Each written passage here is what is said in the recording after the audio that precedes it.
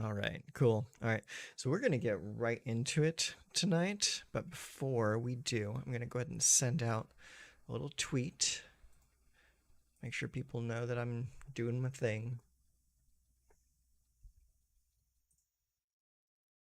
There we go. All right, so now that's done. I'm going to also shoot this off to Discord.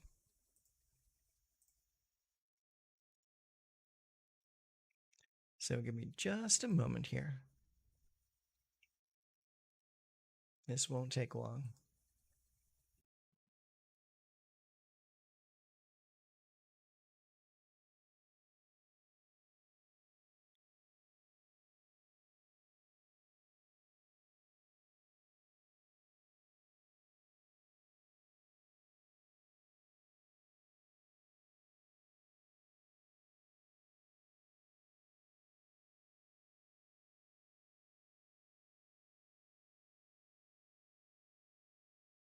There we go. That should do just nicely.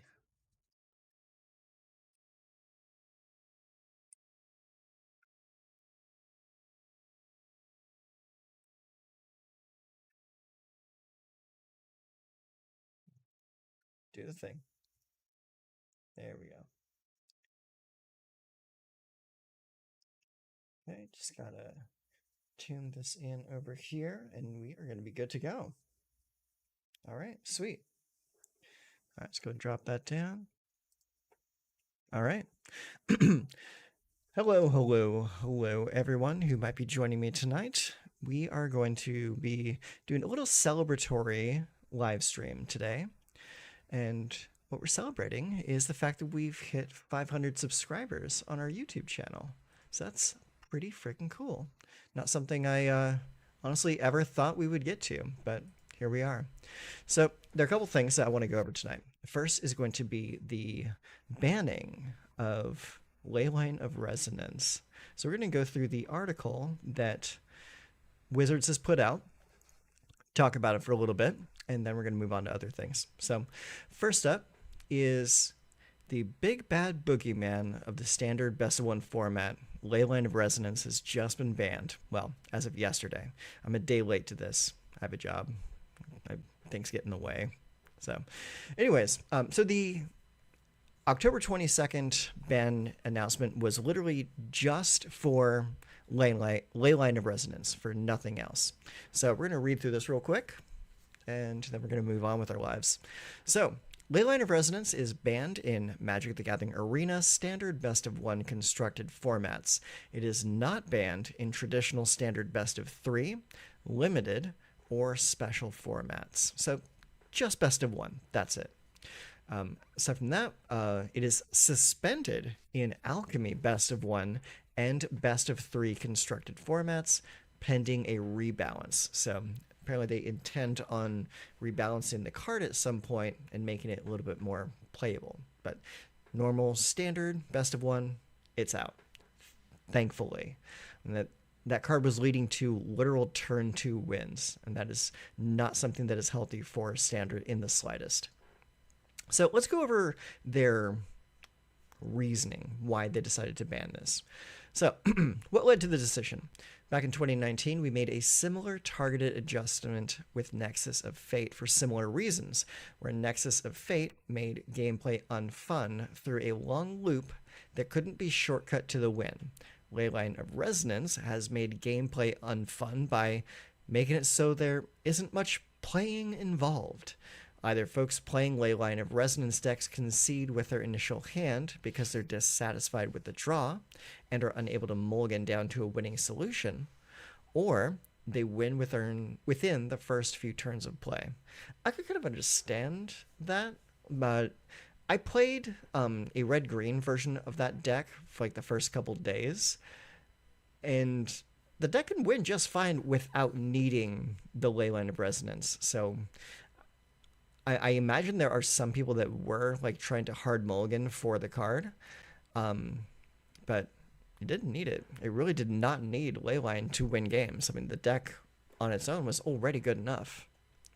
This is especially problematic in best of one constructed formats where players on the opposite side of the battlefield win or lose the game, and subsequently the match, with little or no decision making on their part and no option to sideboard in possible solutions for subsequent games. Yeah, if you are bold enough to play a tapped land on your first turn, you just lose on the opponent's untap because they throw a couple buffs on the scamp, hit you, sacrifice it, game over, and you have no way to fight that at all. It's really disgusting. Yeah. So, while Nexus of Fate created non-interactive win conditions that could take a half hour or more to finish, Leyline of Resonance is creating non-interactive win conditions within 2 turns. Yes, both disrupt what we would consider normal play. Timing of the decision, yeah, because this is outside the normal ban window that they usually like to use.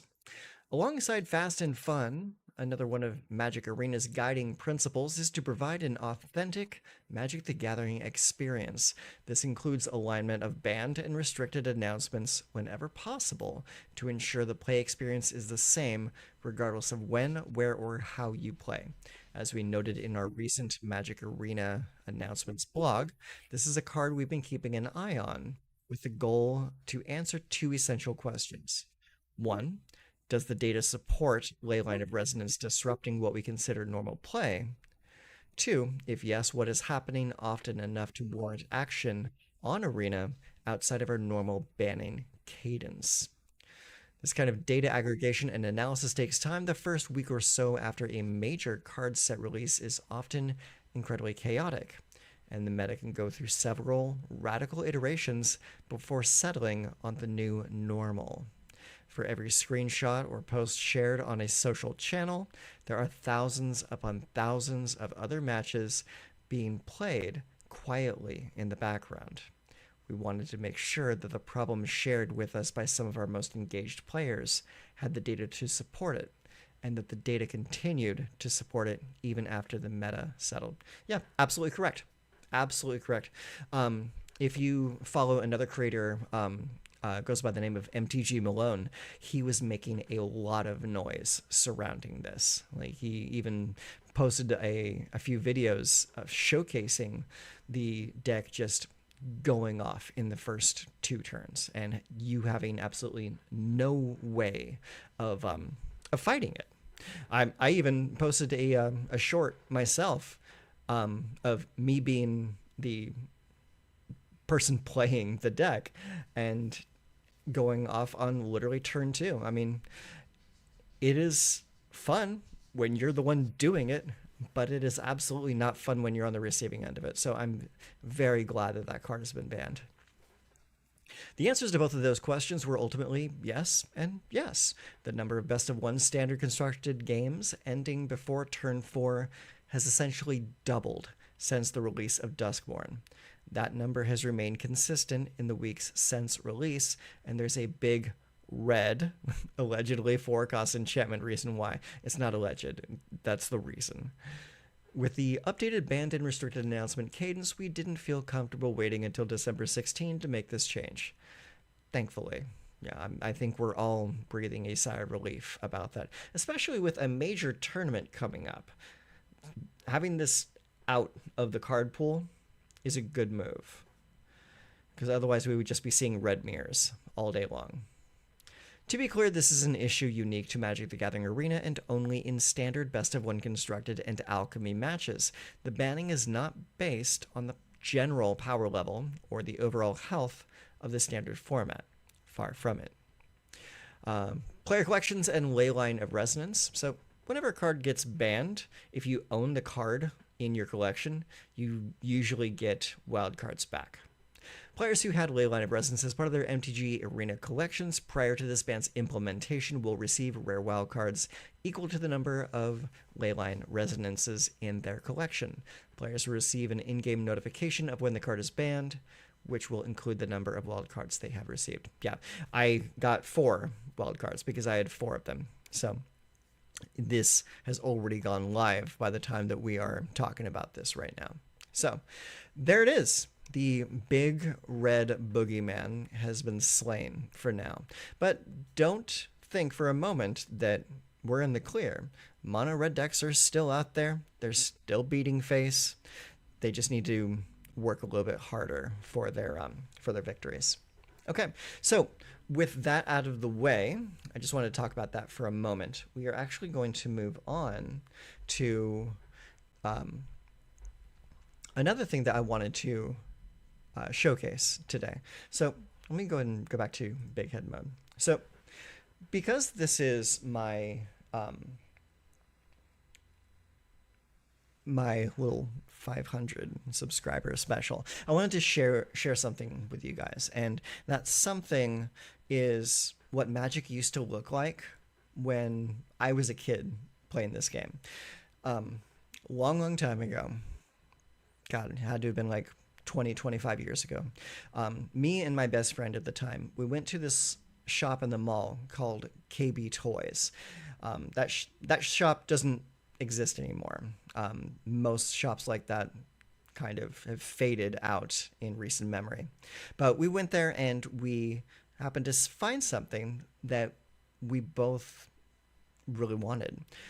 They were pre-constructed tournament decks that pro players were playing at the time. Like the most recent like World Tour or Pro Tour had just happened, and the decks that those people were playing were being sold for like $10 a piece at various retailers. And I remember I bought one and my best friend bought one, and they came with something, and that something was this VHS that I still have. And this VHS is called Road to the 1998 World Championships. It is exceptionally dated. It is very, very old. And I happened to find that someone on YouTube has basically converted it into a data file and put it on for people to enjoy. So what we're going to do today is we are going to watch that video. And we're going to do that right now. So what we're going to see here is exceptionally old, exceptionally dated Magic the Gathering gameplay. So this is from 1998. Some of you might not even have been born yet. I mean, hell, just look at that intro.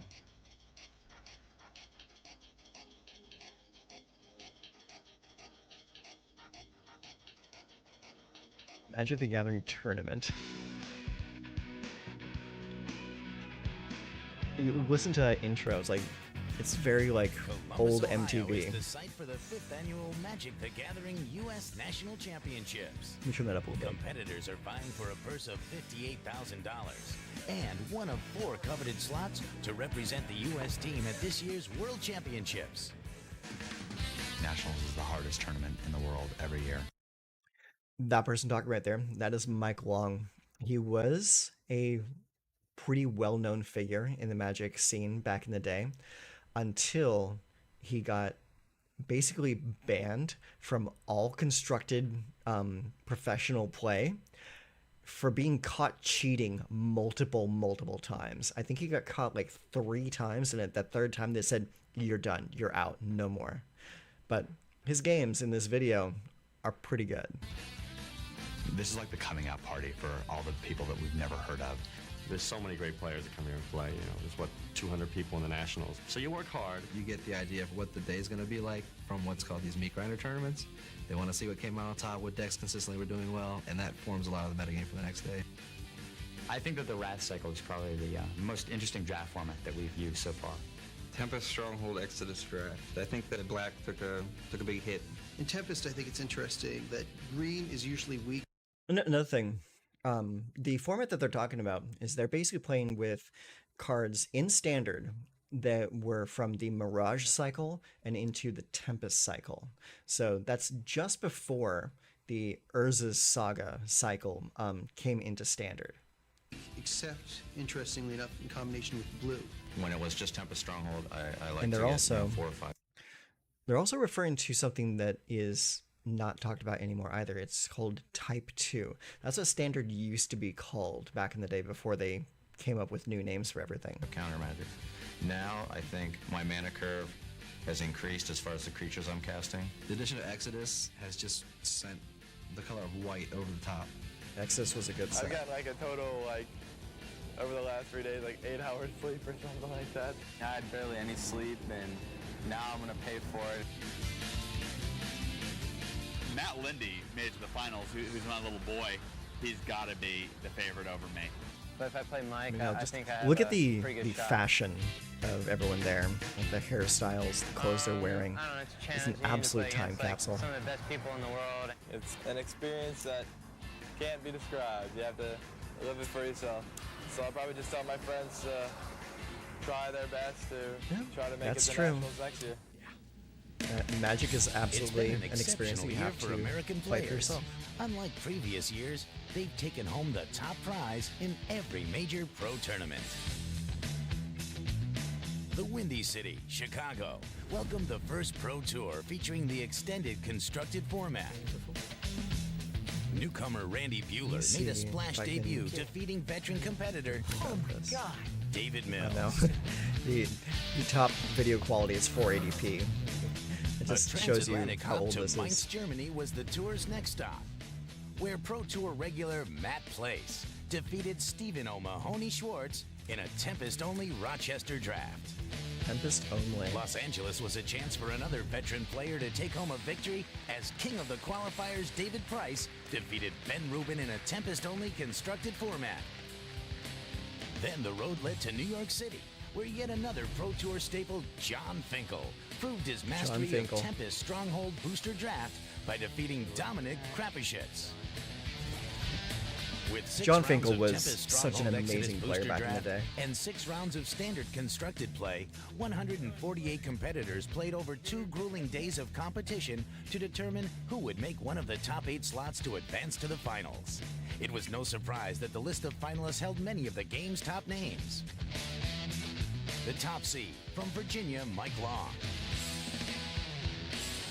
From New York, David Price. Also from Virginia, Peter Lyer. From California, Bryce Currents. Some of these names, like, you'll never New hear Jersey again. boy John But then there's Finkel. others that, like, are in, like, the pantheon of From pro Maryland, players. Matt Lindy. Floridian Andrew Pacifico. During Mirrodin, okay, 21 years ago might be a little bit much. 21 years ago, oh Jesus Christ, that was like 2003, wasn't it? Shoot, you might actually be accurate in that. Yeah, this was just a little bit older than that. This was back in 98. And also from California, Ryan Kelly. With 3 Pro Tour champions, 1 Junior Super Series champion, and 2 former UST members among the ranks, the Final 8 is a very impressive collection of players. 7th seed Andrew Pacifico discovered Magic by chance. The reason I got started in Magic is because I used to play video games a while back. Get those and, cards off the ground, I bro. went to a video game store and I saw the Magic packs. And I was like, hey, what's this? That's how it started. Get those unsleeved cards Some of my off the favorite cards concrete, are- please. Probably Curse Scroll and Ball Lightning. Curse Scroll is an artifact. It's a 1 casting cost artifact that has permanent damage and it's really Curse Scroll was a menace back cool. Ball in the Lightning day. is really quick damage. Such a good card. It's 3 casting cost for 6 damage and it's just, it helps the speed in the deck. Nationals has been great. There's a lot of competition, a lot of friends, you meet a lot of new people.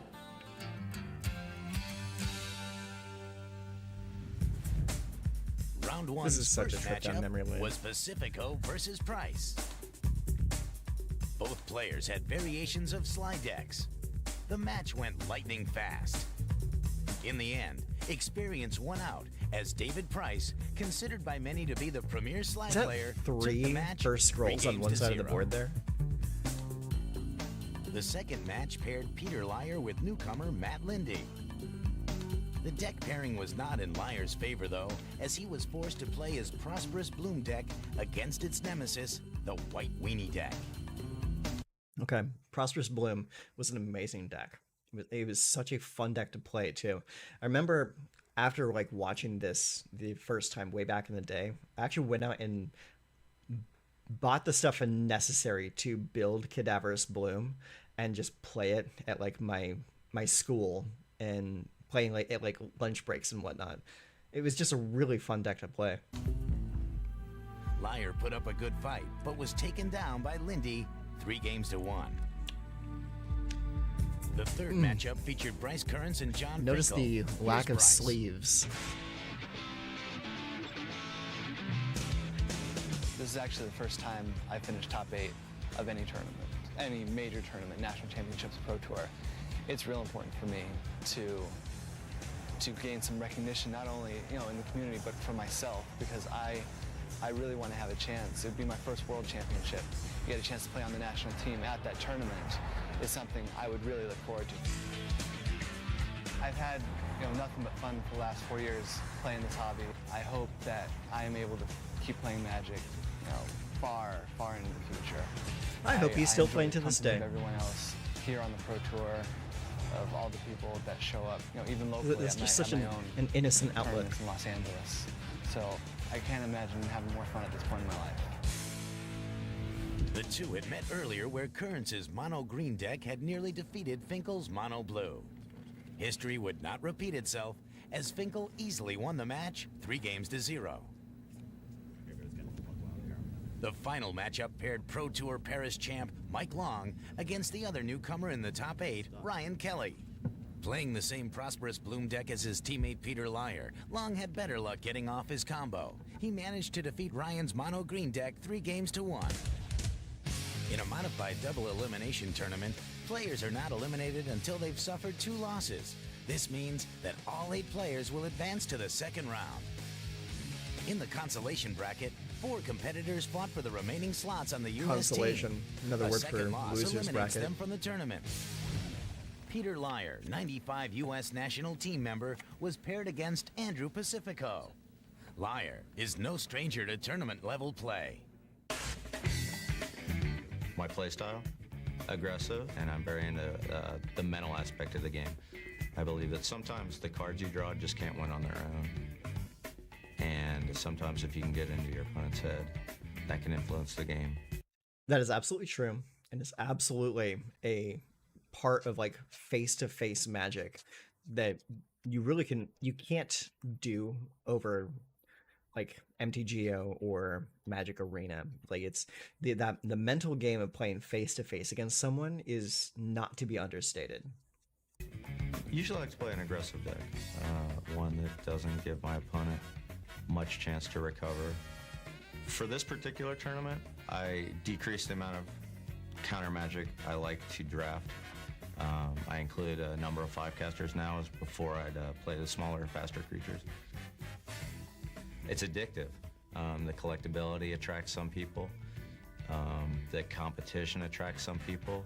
I think that's why it attracts a wide array of people, and that everyone can enjoy. Peter Liar was defeated 3-0. What initially attracted me to the game was the competitive nature of it. Like it was fun to hang out at like lunch breaks and go over to my friend's house and play like kitchen table Magic after school. But once I played my first tournament, like I got the competitive bug that would not let go. Like I was always going to like sealed drafts, just local tournaments, type 2 tournaments. Like once the competitive bug bit me, it did not let go, and it still hasn't let go. Like I love Magic for its competitive nature. In the other consolation match, Bryce Currents played against Ryan Kelly. Ryan considers himself a player who doesn't create waves, but just likes to have fun. The thing that I like about Magic, I mean, it's a fun game. You can get away from like regular life. Just like sometimes in summer you're bored, you don't have anything to do. You could always go play Magic somewhere or something. Yeah. Well, this is my new favorite card. It's from Exodus. It's called Spike Weaver. It's a good card. And It's a damn good card. recommend it. It's a good card, I guess. I mean, in the deck that I played in, it works really well. Every big tournament I've played in, I've done all right or I've scrubbed out. I've never like made any good amounts of money or anything. So hopefully I just like keep on qualifying and maybe make money one day. But Look at those pants. Oh my god. That takes me right back to the 90s, the freaking big ass pants. Now, the deck that he's talking about there is a deck that was called Stupid Green because it would just win games out of nowhere against certain players. And people would say like, "Oh, you got beat by that stupid green deck." And it was an interesting build too. It played like a lot of like really interesting creatures that came into play with counters on them, or it came into play with comes into play effects, and a lot of like interesting like bounce effects to allow you to replay the abilities. His deck was one of the more interesting builds from this entire day of Magic. I'm having fun. Just keep enough money to maintain Magic and have a good time and go travel and stuff. So that's what I'm just hoping to do, basically. The difference in the match came down to Currents' sideboard. Currents won the match 3-0. In the first semifinal are two fast decks, one red, one white. Dave Price is playing his signature deck, Dead Guy Red. Never let it be said that Mono Red has never not been a menace. Mono Red has always been a menace. Original Sly focused on mana curve and card flexibility, but Price's deck is simply about doing 20 points of damage. It contains 4 copies of the best cheap red creatures and removal spells, and it has some staying power with Curse Scroll and Hammer of Bogadon. As good as Dead Guy Red and its designer are, this style is probably the most heavily tested concept in contemporary Magic. Hammer of Bogadon Newcomer was a Matt good Lindy's deck. deck is A good classic card. White Weenie. It has 2 primary themes: an early rush of quick, efficient creatures backed up by Imperial Armor, and a mid-game reset or lock with Cataclysm. Lindy's deck has 7 perfect sideboard cards, and it is prepared for a top 8 field that includes 2 Prosperous Bloom decks. His deck is fast, flexible, and deadly, and he's got a great chance in this top 4 playoff. Mono Red on Mono White is a classic matchup. Lindy has the advantage, and his Imperial Armor, Encores, and Pro Red creatures are a nightmare for Price's deck. Price's one chance is Curse Scroll. Without it, he can't remove most of Lindy's creatures, and his offense will be paralyzed. But Price is known as the King of Beatdown, and is famous for overcoming adversity. Okay, we're about to get into our first like actual full match here. I love the game. It continually challenges me. You know, each big tournament there's different cards that we're allowed to use. So you know, it changes rapidly. So you have to keep on your toes. Well, this one's a mountain. I think it's the best land in the game. But I think in general, all I the disagree. non-basic Island. lands, they tend to slow down your deck. They usually have drawbacks and they tend to screw up your game a little bit. But this basic lands allow for the most speed when you're playing your deck. Dwarven Miner. I actually have a few in my sideboard. You can use it to destroy non-basic lands. It's a pretty powerful card. Hopefully I'll make the Nationals team, but in the event that I don't, I'm still going to be at Worlds. I'm gonna be there, trying to do well. Love the We pick enthusiasm. up the action as Dave Price and Matt Lindy begin Game 2. Also a good choice. Possibly. He's got a Priest, a Nomad Encore, a Imperial Armor, and a Soltari Monk. It gives And a me one? Is that a one? hives to No, he see does those not have cards anti-red without cards sleeves on inside. them. So, yeah, Soltari Visionary. Price also has a very good draw. Jackal Pup, 2 Jackal Pups, So this 2 is a- Malakfanax, and Ball It's a very good draw for Dave. Yeah, they 'cause both have good Lindy draws. has no anti-red. No, he does, but he has Nomad Encore and Priest.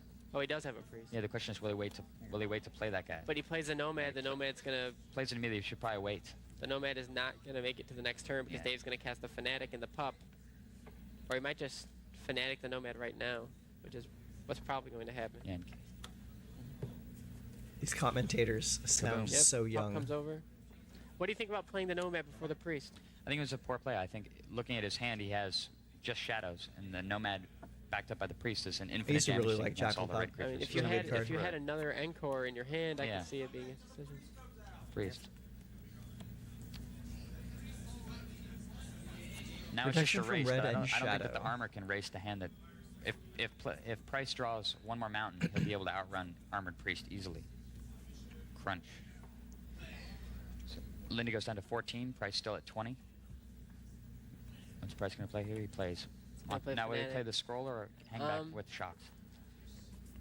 That's a tough call. A lot of people say that against white weenie decks, you shouldn't play the scroll until you Look can at that use ball it. lightning. Dave's been. Oh, he drew Spirit Going back Link. and Oh, forth. wow.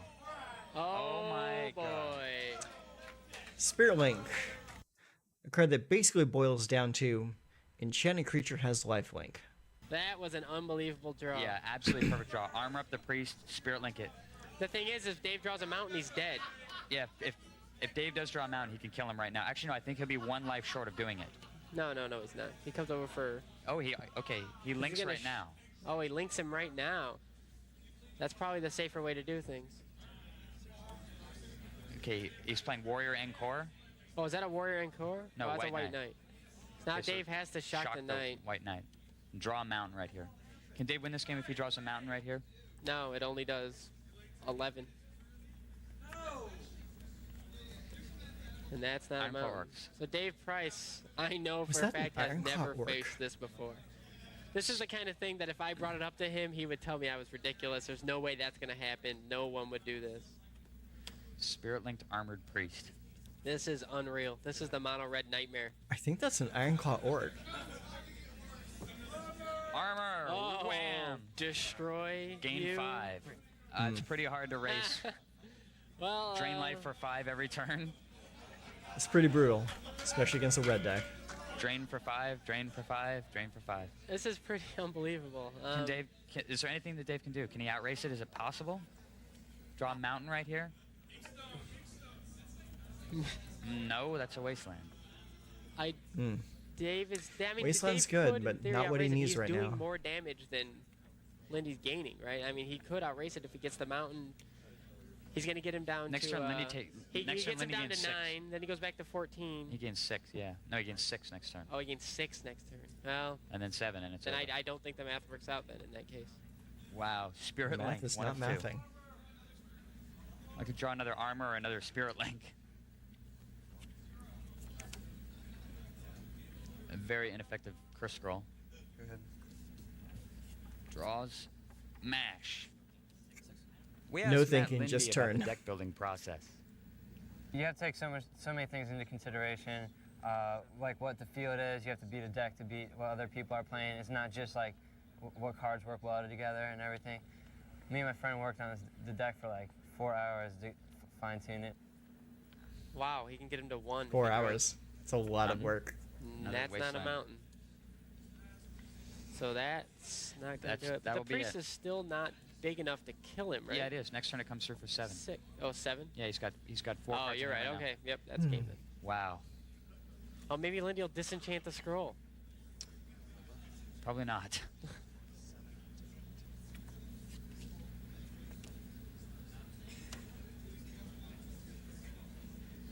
Well, see, obviously he should not, but that would give Price 1 more turn. If he oh, he doesn't, he so doesn't. that's the game. Crank. Tithe.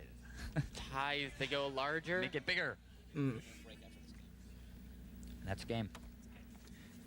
Okay, so That is Lindy so goes up nasty. 2 games to 0.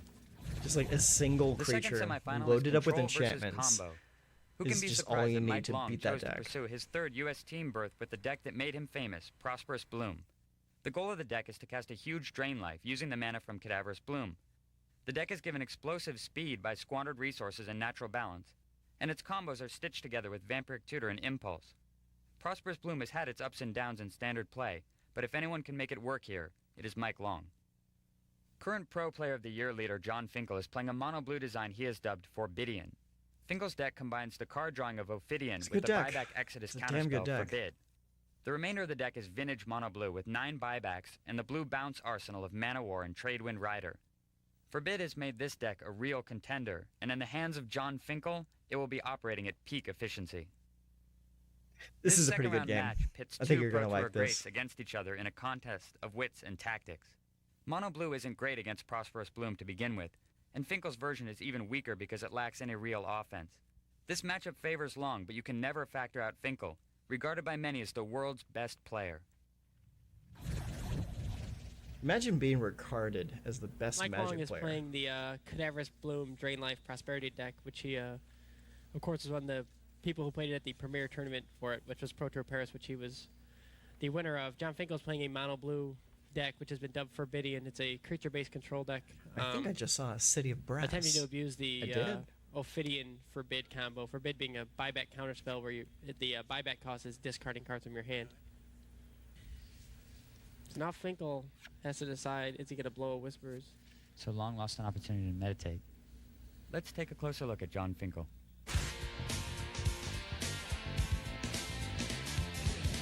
I'll be happy if I end up making the U.S. national team. Last year I made top 8 and didn't make the team, so obviously it would not be very fun for it to happen again this year. Well, I suppose my favorite card would be a card named Ophidian. It's a blue creature, and I like it because instead of damaging your opponent, it lets you draw cards. Ophidian was a great I tend card. to play more control-oriented decks which are more. It was like years later.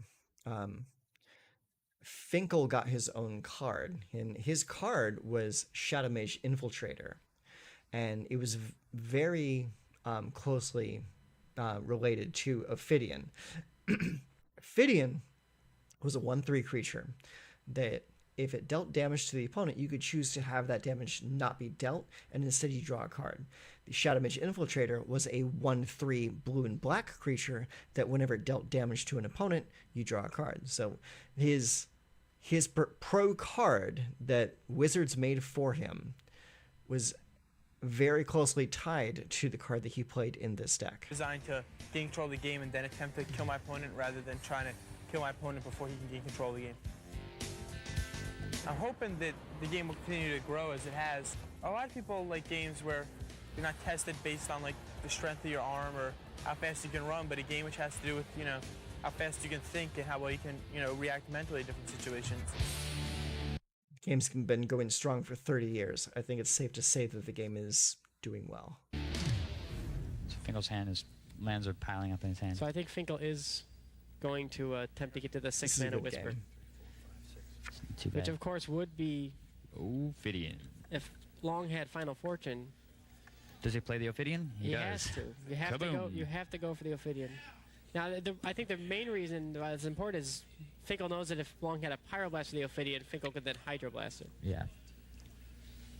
Now, this is an interesting situation where if Long just decides to act like Finkel doesn't have counters, he'd be right, and Finkel could be in trouble. What could he do? And then he can still meditate safely, although every hit with an Ophidian's bad at this point, but if he just gets a Pyro... That seems like that would be insane, though.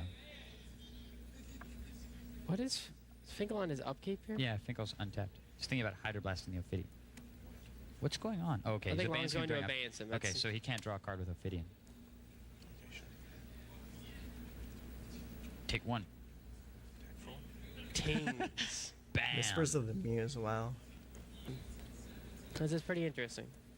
Finkel Long just goes needs Long to impulse. not get a squandered in his next couple cards, and then Finkel can really be in control, I think. Yeah, as soon as Finkel gets a counterspell in hand, I'd imagine his comfort in this match would increase dramatically.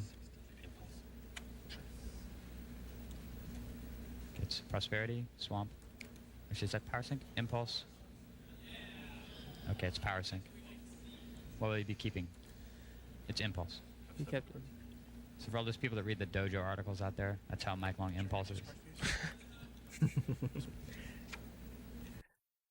For those of you who don't know, the Dojo was a magic news strategy articles kind of website way back in the day. It was like the premier website for people to go to and get their strategy from. Unfortunately, it no longer is available. You might need to go through the Wayback Machine in order to find the Dojo, but I remember spending a lot of time on the Dojo, just reading people's articles. It was like Channel Fireball before Channel Fireball existed. Still no counterspell, but...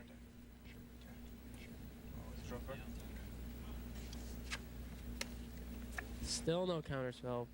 Finkel, I'm sure, will impulse here to try to get a counter. As soon as he has a but counter. Maybe he just wants to whisper. I don't know. He's impulsing. I mean, he would, yeah, he would, and he does impulse. So. Oh, it's Dancing Scimitar. There's Forbid. Two Forbids. Wow. Ooh. So now things are interesting, and this is exactly the thing we said Finkel had to do to win. He has to just get gutsy, cast out Ophidian, and hope for the best, and that's exactly what happened. Wow, it's practically a lock right here already. I mean, he still has one scary turn here where he can't forbid twice, though. Pyroblast, City of Solitude. A lot of good cards. City of Which one Solitude is is it pretty gonna be? good. Can you go Abandoned City? He does not have a land to go Abandoned City. Yeah, he may draw one, though. He may draw one. What would be the card to keep? Now he thinks he takes City of Solitude, which I think is probably the right play. Definitely, you can assume that Finkel has... That was So such a now- fun deck. Finkel's going to have some scary turn coming up right here. Draw a land? Oh, There's a land. boy. Well, it looks like City of Solitude will get into play. Was really bad for John. But then again, we'll see. Do you think Mike Long may cast Abeyance first, and then I would imagine cast Abeyance and I'd then chicken, imagine chicken out and not cast a city if it's countered?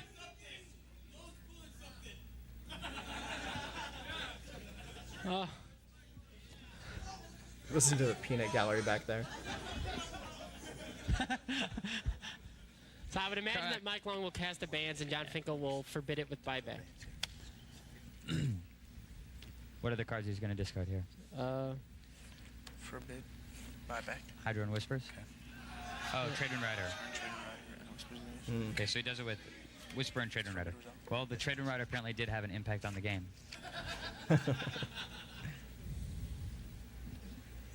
Whoa. Now, will Mike Long cast City of Solitude? Yeah, this is the big question. Is he going to... Well, he played... And he's yes, he going will. for it. He's got guts. This is really bad. Boom. There's a city. Some good. You can't really Oh my read God. it, but City of Situation. Solitude Unreal. basically makes it Incredible so that it got you through. can't counter spells. Wow. Finkel needs to capsize in his next couple cards. That Ophidian's got work to do. Draw. Island, not going to do it. Medallion. Not going to do it. Wow. Suddenly Finkel's just powerless behind some good again. Those medallions were so good. Meditate. He has to be, if he wants to meditate, it's very risky. It gives Finkel numerous turns with Ophidian. If you were to meditate and draw land and squander resources, you could definitely win this turn. Right, but if he meditates and doesn't draw squander resources, he's in severe trouble. I think he's doing it anyway. Green, what's my life at? Blue. So this is all about whether this is a squandered. Black. For mana, mana. Oh, is he casting natural Triple balance? stone rain, yeah. Oh, yuck. Oh, wow. No, it's not devastating. He'll still be alright if he just capsizes because of the Sapphire Medallion. Stone So Rain. long gets a land. I missed that card.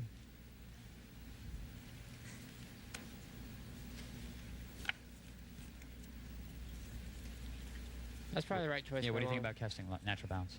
It's probably the right choice. Meditate's way too risky right now. If he were to meditate and did not get a squandered, Finkel gets multiple turns with Whispers and Ophidian going. Yeah, it's ugly. So funny how mono blue is so...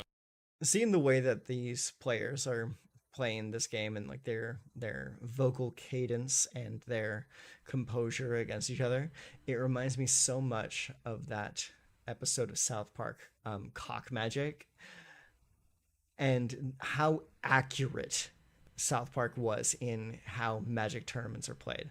Also, look at how deep he's bending that card. Fucking stop that. Stop that right now. So powerless against City of Solitude, though. And that's the point of the card. Yeah. Basically. I mean, that's the essence of what it's meant to do.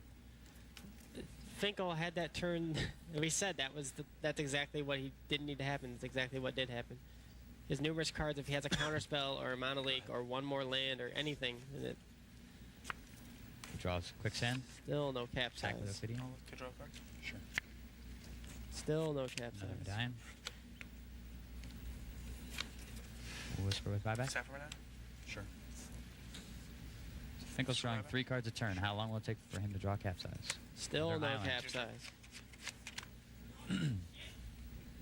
Draw Squander. Cadaverous Bloom. You can just chuck that into play. The weakness of John's sideboard is really showing this game, I think. Yeah. Hydroblast, just don't cut it. Hydroblast does not Counter, Cadaverous Bloom. So basically, this game's over next turn. Finkel has a Finkel has turn to draw a capsize. turn. Otherwise, Mike Long draws about 30 cards. But if he draws a capsize, he Tradewind Rider, or is that Silver Wyvern? See, discarding the I don't even understand discarding the Tradewind now. Like, if he had a Tradewind out this whole time, this game would be very different also. Because now he would be able to bounce. No whispers without buyback. Yeah, he's very smart. They whispers without buyback, knowing he's got one turn to go. He's got his last chance is the Furnace.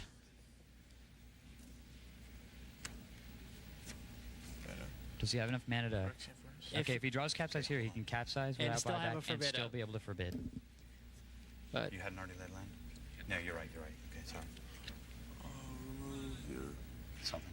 abeyance. Sure. Which one? That. See the capsize. Is it there? So we need a capsize to make this Or game does interesting. Mike Long win this match? This is actually one. Another Medallion. Sapphire Medallion. Man in my pool, correct? Yeah, Finkel knows it's over already. Meditate. Is that cool? So I'll certainly be interested to hear from Finkel after this match to see if he thinks it was a mistake. Yeah, that's true. 4. Finkel has a very analytical mind for games. It's interesting to walk up and talk to him after a game that you've played. I do that very frequently and talk to him about a situation that may have come up because he's able to dissect a scenario very quickly and tell you what might have been the better play and so on. And it'll be interesting to ask him about this particular situation and see what he was thinking. Okay, no floating mana except for the green. Just the 2. Just the 2 green. Squander, my favorite island in the world. Good island. He's showing everyone the island. Mike Long shows us the Portal Island. 3. Pay another turn. Meditate. So you're probably going to beat me up really bad next turn. 4. So this game is really over. Guess what, guys? We get to go through this again. The game of Magic means a great deal to John Finkel. We asked him why. Yeah, I really like the competitiveness of Magic. I mean, there are very few times in like anyone's life where they can be like one of the best in the world at something. So I'm really glad that I've had this opportunity. Insightful. Well, maybe Long will end this quickly now that it's the match. There's no reason to do any further damage to John Finkel's ego at this point. Good. Game over. 4, 6, 8, 10, 12, 14, 16, 18, 20, 22, 24, 26. I think Finkel, if he kept the Tradewind, this whole game could go the other way. Okay, I'm going to empty. Look at how He's resigned gonna Finkel empty is the right there. coffers. That's 2. Like he 4, knows 6, what's 8, coming. 10, 12, 14, 16, 18, 20, 22, 24, 26, 28, 30, 32, 34, 36, 38, 40, 42. 42 It's black like, mana to just my mana pool. go on, do your thing, bro. Cast a Drain Life upon you. Okay. In response. Tap and squander this in response. Pyroblast both of your creatures. Jesus. In response, be a jerk. John, I really hope you make the team. Oh my god. Okay, so that's the match. Mike Long wins the match 3-1 against John Finkel. Tension. What a game. What a game. Consolation matches. Winning meant at least $8,000 and a slot on the national team. Losing meant walking away with nothing. David Price played Bryce Currents. Price put up a good fight, winning the first game, but his deck, Dead Guy Red, didn't have a chance against Currents' deck, Stupid Green. Currents won the match 3-1. Stupid Green wins again.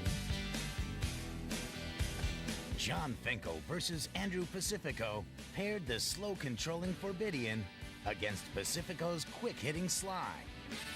It was a back-and-forth battle, ending in the dramatic 5th game, where Finkel took the match 3-2. So you may not know the term Sly. Sly was basically what Red Deck Wins was. It's like Sly was a mono red, very aggressive, burn heavy deck named after the person who created it, a guy whose last name was Sly. But then like the game kind of evolved and the deck just kind of started being ubiquitously known as Red Deck Wins. The final showdown pits Mike Long's Prosperous Bloom against Matt Lindy's White Weenie deck and heavily favors the junior player. Matt Lindy has dispatched several Bloom decks already and has to be feeling confident. Combine 5 main deck enchantment defense with 4 cataclysms, and you'll have no trouble seeing why Lindy's deck White has the Weenie advantage. versus Cadaver's But Bloom. Mike Long is a master Bloom player, many say the best, so don't count him out. Lindy has the superior deck, but Long has the experience. This should be quite a match. Matt Lindy is a relative newcomer to the Nationals experience, and he's made it all the way to the Why finals. is Mike we sitting talked to like him that? earlier. This is my first Nationals, and it was pretty neat to play against like some of the best people. There's no better competition in the world. It's an honor to play in such a high caliber tournament. Well, I played. Again, just check the fashion of the 90s. It was such a different time. White this tournament, but usually I play blue. It's got fast creatures and then back it up with like counter spells, and so there's like a balance. It's not all offense, it's not all defense. I try to be aggressive. I don't like sitting back. I like to take the initiative and start attacking them. White Weenie was pretty good back in the day. I think about my moves a lot before I do them because I don't want to make any mistakes. Well, Smart. Since I did good in this tournament, I get to go to Worlds, so I guess I'm going to be preparing for that for a while. Try to help the U.S. team win the team competition. Lindy's opening hand is a bunch of 2 casting cost creatures, a Tithe, a Plains, and 2 Imperial Armors. It's pretty good. Well, Long looks he's in got his one hand. win, but he also has the Tithe, so he can dig himself out of that Swamp, hole. Squander Resources, Squander Resources, Vampire Vampire Tutor, Emerald Tutor. Charm, I think. Emerald Charm, a natural balance, and some card that's very shiny. Swamp. Main phase Tithe. Main phase Tithe to avoid a disrupt, maybe? I guess so. I'd like to point out that Tithe did target Mike Long. It did. So now we're going to see some sort of 2-caster. I think that's a proxy. Matters Okay, very so little versus Mike what 2-caster it is. He goes for the shadow. In case of Wall of Blossom. Notice checks an the armor on that. If he use draws a of land and proxies in a armor's up. professional tournament. It's going to be hard for Mike Long to race that. Mike has a very good hand. I don't think it's going to be that hard for him to race it. Don't cast. There's a what the- Tithe. Huh? Which will get him another Plains into play. They don't Another cast another Plains and creature. cast I another don't think creature. this is going to be fast enough. Long's hand is unbelievable. Yeah, does Long have the entire combo in his hand already? Is he missing Cadaver's Bloom? He has a natural balance, a Vampiric Tutor, a Squandered Resources. Vampiric Tutor. Yep. You'll never guess what I'm gonna get. I've got an idea. Gloom? Is he going to tutor for Gloom, Chris? I don't know. He might just get Cadaverous Bloom. No, he gets Gloom. He gets some good Gloom. Some good was a phrase that people used to use, specifically in Magic. It was not used anywhere else, at least not that I know of. But people would always say, that's some good, and then whatever the card was. So Gloom here may just seal the fate. He already has an Emerald Charm, which would kill the Aura of Silence anyway. No, I'm ruining the camera on me on here. Yeah, Gloom will keep armor off of his back and buy him at least 3 more turns under the shadows. Where's your card? Wait, I think this is the card right here. Yeah, that is. You think? Can I borrow the pen? What? Look, that's harassment. That's harassment. Okay. So this is very much looking like Mike Long is going to be Borrow the pen. U.S. national champion. So good. God. Some Gloom. good Gloom. There's Gloom. Okay, so I know that the footage is grainy and kind of garbage. If you don't know what Gloom was, it was an amazing card against white. It basically means that whenever an opponent or tries to play like a white card, they have to play 3 more mana to play any card. So against a white weenie deck, this card is just obliteration. He done. All right, Lindy needs some planes fast. Matt Lindy is someone in a position of just happy to be here, so you can tell he's not very upset at losing, but There's 1 planes. Soul Warden could come out, but I just hit you before. Sorry, what am I at? John.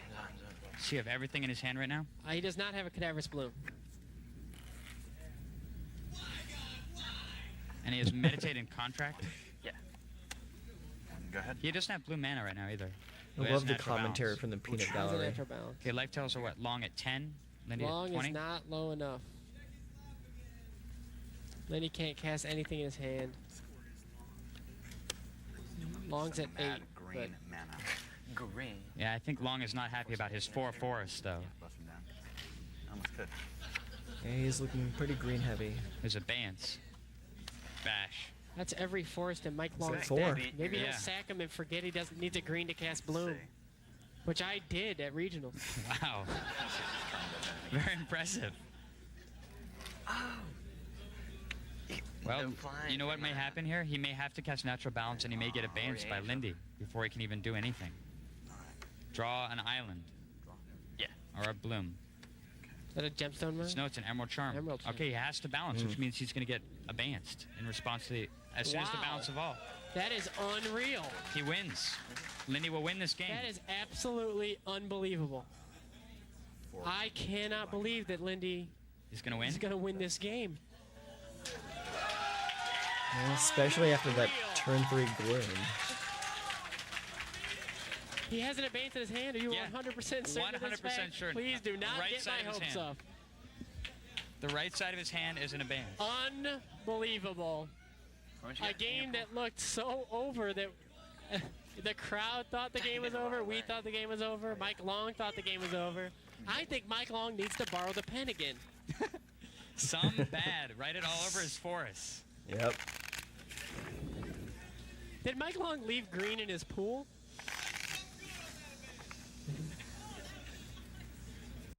Oh my god. And dude out in the peanut gallery yells, "Write some good on Abeyance."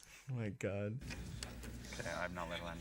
Okay, so all he has to do is Abeyance him in response to the first spell that he Yeah, casts. it's Abeyance in which is probably response to Meditate, anything. Which is probably Meditate. He better do it, though. That's the question. He still has to do it. I think he knows. If he doesn't Abeyance him, I will personally Jason Gordon, crush him. Jason Gordon did not counterspell. Wait, up, there it is. He says Here it stop. comes. Here it comes. Here it comes. Better. Happy birthday, Mike. Good game. Get Abeyanced. Win GG. the game 5. Mike Long has definite ideas about Magic. Mike Long. I prefer Michael Long. Magic has unlimited potential. It's the most amazing game that's ever been created. The possibilities are limitless. I would agree with you there. I would agree with you that Magic is a truly amazing game. I believe a couple years ago, it actually got qualified by MIT as the world's most complex game, and I 100% believe it. Winning it, I'm gonna go into the finals and I'm gonna play my very, very best. As long as my draws come up all right, I should get a decent chance. Future holds, I don't know, nothing but great things. I mean, Magic is going to be the biggest thing in the world. Kids everywhere should play this game. It's a great game. It's a smart game. Gets them away from the TV, gets them thinking. It'll be Agree huge. 100%. So it's come down to one final game to decide the championship between Mike Long and Matt Lindy. Nothing. All right, what you Opening got, boys? draw is Infernal Contract, Emerald Charm, Island, Gloom, Vampiric Tutor, and No He's Mystic. got Gloom in the open. Ooh, Mike not a good Long. draw. His draw, double Cataclysm. That's Soltari Priest, Soul Warden, Warrior Anchor, and 2 planes. Certainly playable. They both have playable draws. Go ahead. And there's an advance. Soul There's the Warden. Soul Warden. Mm. That thing's Clock going. starts. Long draws. Island. Oh boy. Okay, Long needs black mana more than anything in the world. He has a power sink, so he can hold off the beating for a while. So And he's gonna power sometimes sink U.S. this for national one. championships are decided by like little things. Like swamps. Knocks on his deck. Draw a swamp. Nope. Oh boy. Was Not what you needed. Or what? Upkeep drum or whatever. Oh boy. Still no black mana for Mike Long. He's got another priest and a warrior. Well, bear in mind also, Mike is playing like a 4-colored deck there. It's like so the chances of drawing the right mana at the right time aren't that hot, especially for Magic back in the day when there really weren't a whole lot of dual lands to utilize. So this is all about the race to any of the 14 black or 14 in championship. 13 black monosaurus Mike Long has in his deck. Does he draw one? Gloom! Gloom Oh, the number irony 3. of this. 3 glooms in hand and no mana to cast them with. Look at that. He's still got time. There's not enough pressure on though right now. Is that the Aura of Silence? We're in good shape. Oh, there's Emerald Charm in Mike Long's hand. He does not have an Aura. Lindy's getting kind of excited here. That takes Long down to 15 life. All right, 3 turns to draw black mana. No, Cadaverous Cadaverous Gloom. Not Gloom. it. Oh my It's God. not it. He's gonna have to discard one of those glooms. Discards a Gloom. Some bad. Mm. Abandons during upkeep. It doesn't stop Gloom, unfortunately. Cast another creature. No reason to cast anything. He has a disenchant in his hand. Oh, He very can't kill him. He can't kill him next turn. He has a disenchant in hand. All right, very true. He should be He should done. just say yeah, done. Oh no. City of Rats. There's a problem. He's finally got that One black more mana turn he needs. for you, Mike. Now the question is, does he hold back in Vampiric Tutor at the end of the turn and get? What could he possibly get? Does he have natural then balance he gets in hand? then he gets a ban. Then he gets advanced. Yeah. Lindy has armor in hand now, so armor comes down one of those creatures and Long dies immediately. Mike Long If he casts, is very likely dead. he has to cast Gloom. He has to cast Gloom, untap, and hope. And draw what? Squander? What could he possibly draw squander resources. That's- But he'd have no mana. He can't do anything with it. He can kind of do not that much. Mm-hmm. Is there any way that Long can mathematically win this game? He doesn't have Lotus Petals. I have to see his entire hand. I don't know what his entire hand is.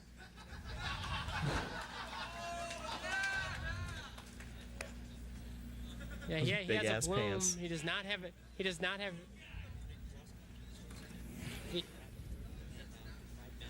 He doesn't have another land. He doesn't have another land, so he can't draw squander resources and a land in the next draw phase. Well, all right. All right, I guess he can. But Probably not going to pull that off. Okay, I don't think He's that there's any kinda way that Long stuck. can win this.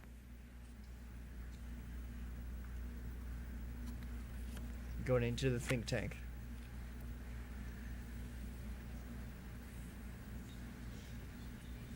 Interesting enough, neither player is saying a word here.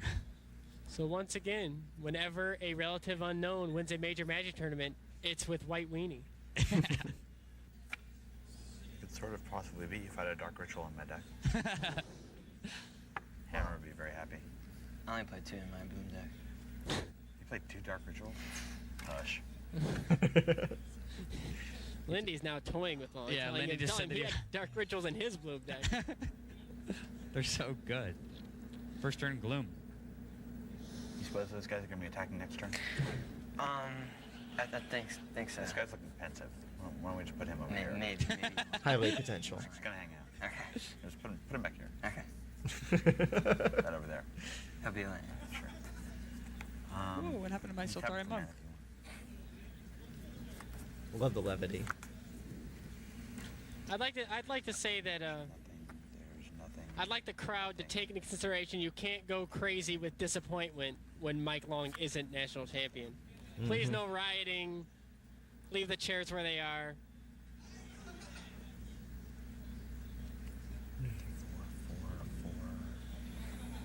Long's doing the math, but I don't think it's going to get him Can't do anywhere. anything. There's no cards left. Matt Lindy wins a quick $25,000. nah. He doesn't Pretty even good. cast. Pretty good winnings.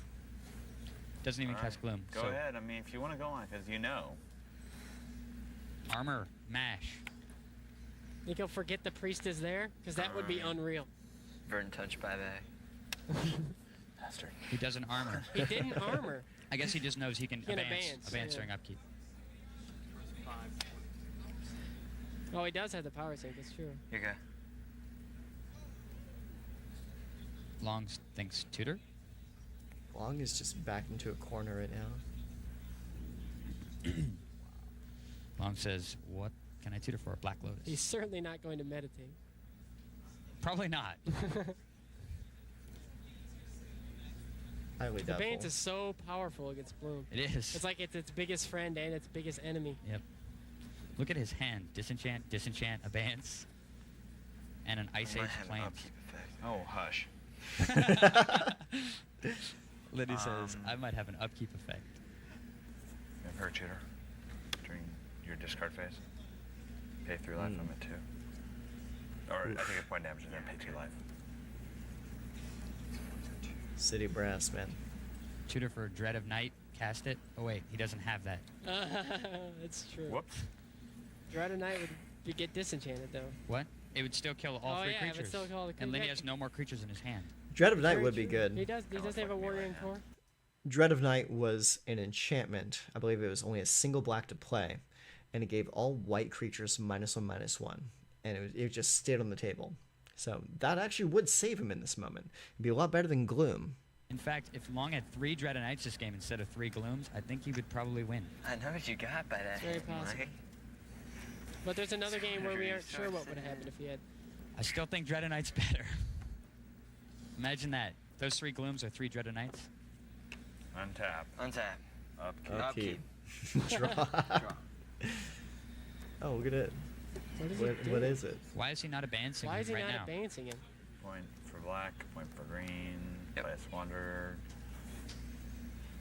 Abeyance in response? Just Wander's advance it under already. 1. Abandon before something horrid happens. Nothing horrid can happen. I though. know, but He can't even natural balance. He can't do I would have anything. banned him 20 minutes ago. Blue. It's not a good deal here, Mike. Squander. Squander. Throws the land away. Meditate. Bane your response. Sure. Good game. Disenchant the score resource. Disenchant square. Just in case. That's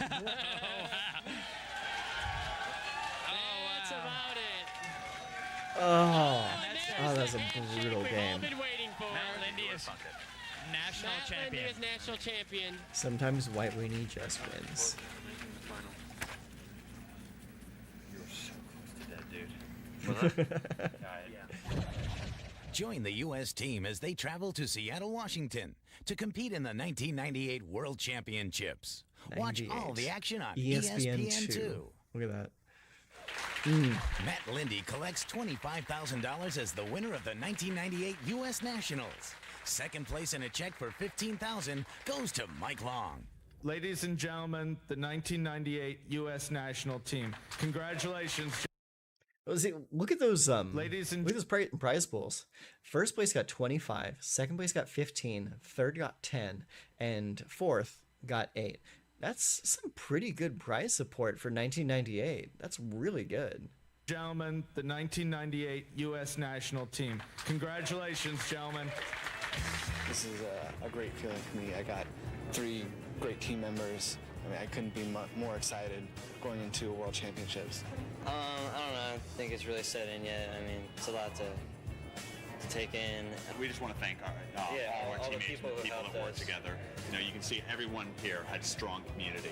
The accomplishment that we have here is not just a reflection of our own work. It's the work of everyone that we've played with in the last years, couple years. You know, it takes a lot for just one person to get to this level. We are going to be prepared and We're going to back it up. It's one thing to talk it. We're going to walk it. Oh. Talk the talk, walk the walk. Oh my god. That was such a trip down memory lane. That was a lot of fun. Okay, so the rest of the video is just black screen. So I do want to say real quick, I thank you to this YouTuber, Jose Miguel Palma Contreras, for putting this video up online so that we could actually watch it tonight, because otherwise I'd be pointing a camera at my television watching this on a VHS player, because I do still have the VHS, but I don't have this available online. So thank you very much for giving us the opportunity to watch that. So yeah, that was pretty fun. So for now, I'm going to take a quick break. Let's go to big head mode real quick. I do need to take a quick break, take my dogs out to use the restroom, grab myself another drink, And then we will be back and we'll be playing some Magic Arena and building a new deck. I've got a few deck ideas rattling around in the old noodle that I'd like to try and make decks out of. So we'll be back in about 5 minutes or so. So see you in a bit.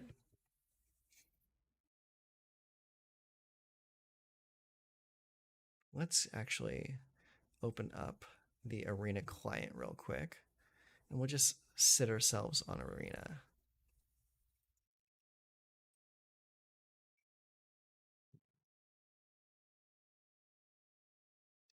Also, another thing is, if you enjoyed that, if you like watching like old school tournament footage, I would be more than happy to host watch parties for that, because that is a lot of fun. I like taking trips down memory lane to see see how the game used to be played. Now let's go ahead and go to gameplay. There we go. Okay, there's the game. All right, so we're gonna sit ourselves right here for a little bit. I'll be back in a few minutes, and then we can get started on some gameplay.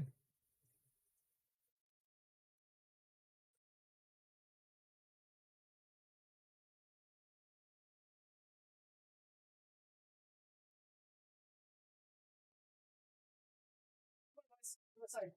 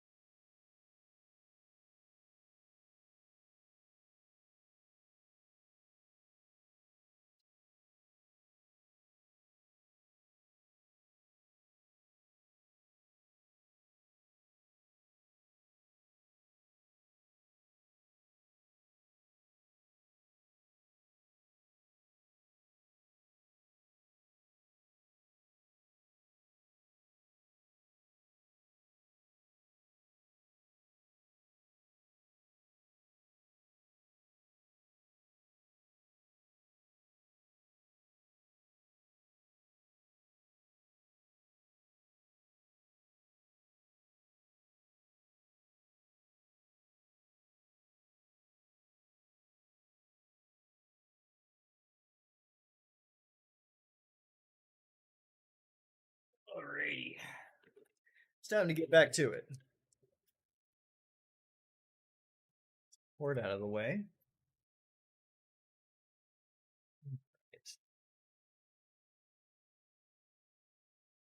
Dogs have been watered and fed. Took them out. Now, get back to normal things. Normal things like playing Magic the Gathering. Okay, so I have a deck idea.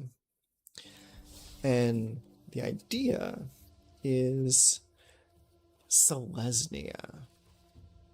So, if you've been playing Magic Arena lately at all, you very likely have seen the Boros or the Orzhov Auras decks. Now, what has me curious is why haven't I seen a Selesnya Auras deck? Because that just makes sense to me. It's like, we did just go through an entire, 2+ years of green-white enchantments being a deck, but I don't think we lost so much that we can't still make it work, especially with some of these new auras that came out. So here's what we're going to do. We're going to start a new deck. Then we're going to choose standard, and we're going to go white, green, gold. We're going to look for a very specific card. There. Calyx, Guided by Fate. So, let's read him real quick and see exactly what he does. So, 2/2 for a colorless, a green and a white. Legendary enchantment creature. Hey, he's an enchantment himself. That's great. Constellation. Whenever Calyx, Guided by Fate, or another enchantment you control enters, put a +1/+1 counter on target creature. Whenever Calyx or an enchanted creature you control deals combat damage to a player, you may create a token that's a copy of a non-legendary enchantment you control. Do this only once each turn. Okay, so what is a non-legendary enchantment? Well, there is, the Ossification. Ossification is a non-legendary enchantment. The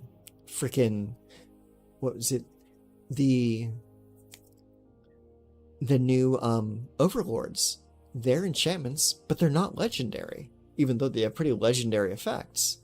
Then there's the new aura that when it attaches to a creature, it exiles an opposing creature. I think if we build it right, Calyx, like Selesnya Calyx auras, can be a legit deck. I'm going to try to build it.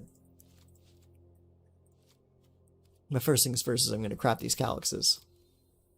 Okay, so got Calyx. Let's see what else we can do.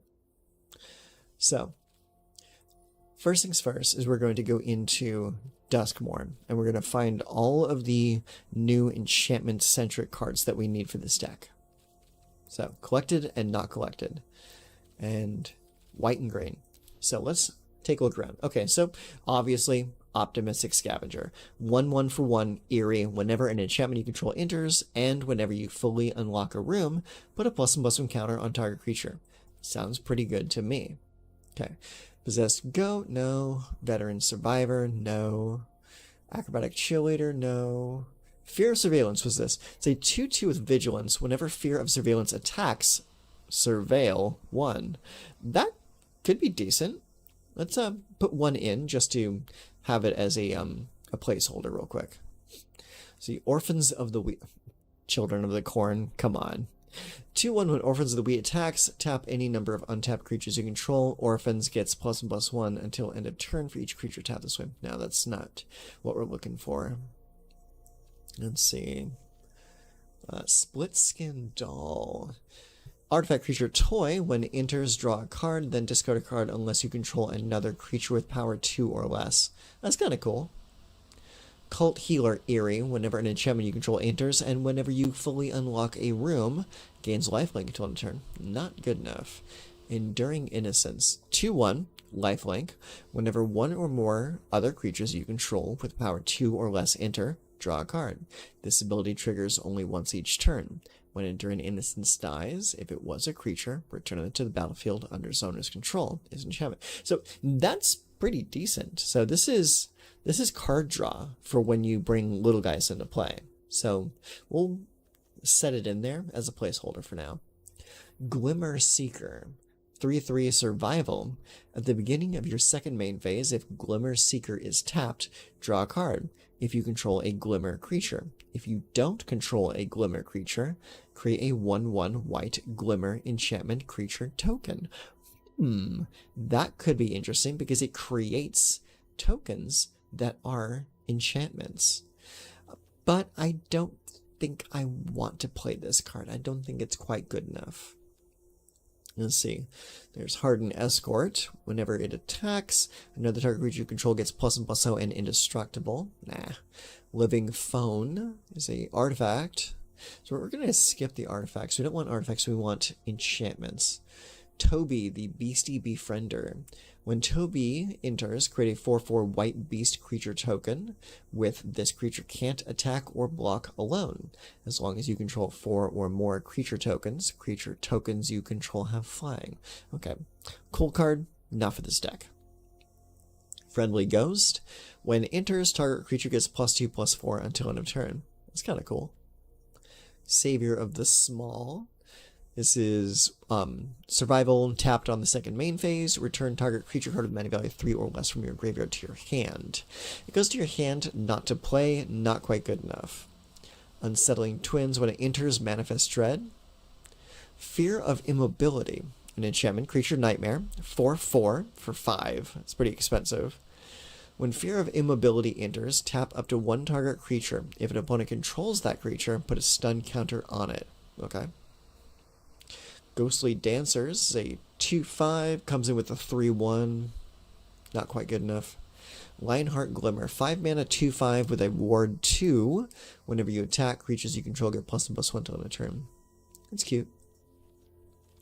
Wandering Rescuer. Other tap creatures you control have hexproof. Fear of Abduction with a big spooky alien on it. 6 mana, 5/5. Enchantment Creature Nightmare. As an additional cost to cast this spell, exile a creature you control. Flying.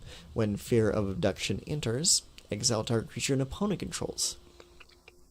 When Fear of Abduction leaves the battlefield, put each card exiled with it into its owner's hand. Oh, interesting. So it goes into owner's hand, not back into play. That could be interesting. But it's really expensive. It's 6 mana. Well, 6 mana for a 5/5 flyer that abducts 2 things. It's kind of cool. I don't think I want to play it, though. I think I want to keep this deck pretty low to the ground. I think like the most we probably want to be paying for anything is maybe 4. Flying, Planeswalking, Overlord of the Mistmoors. Impending 4 mana cost, 6/6. When Overlord of the Mistmoors enters or attacks, create 2/2/1 white insect creature tokens with flying. Now see, this is a card that we want to play. I'm thinking maybe 2. Insidious Fungus. When enters, destroy target artifact, destroy target enchantment, or draw a card. Then you may put a land card from your hand onto the battlefield tapped. That's kind of cool. Patchwork Beastie, no.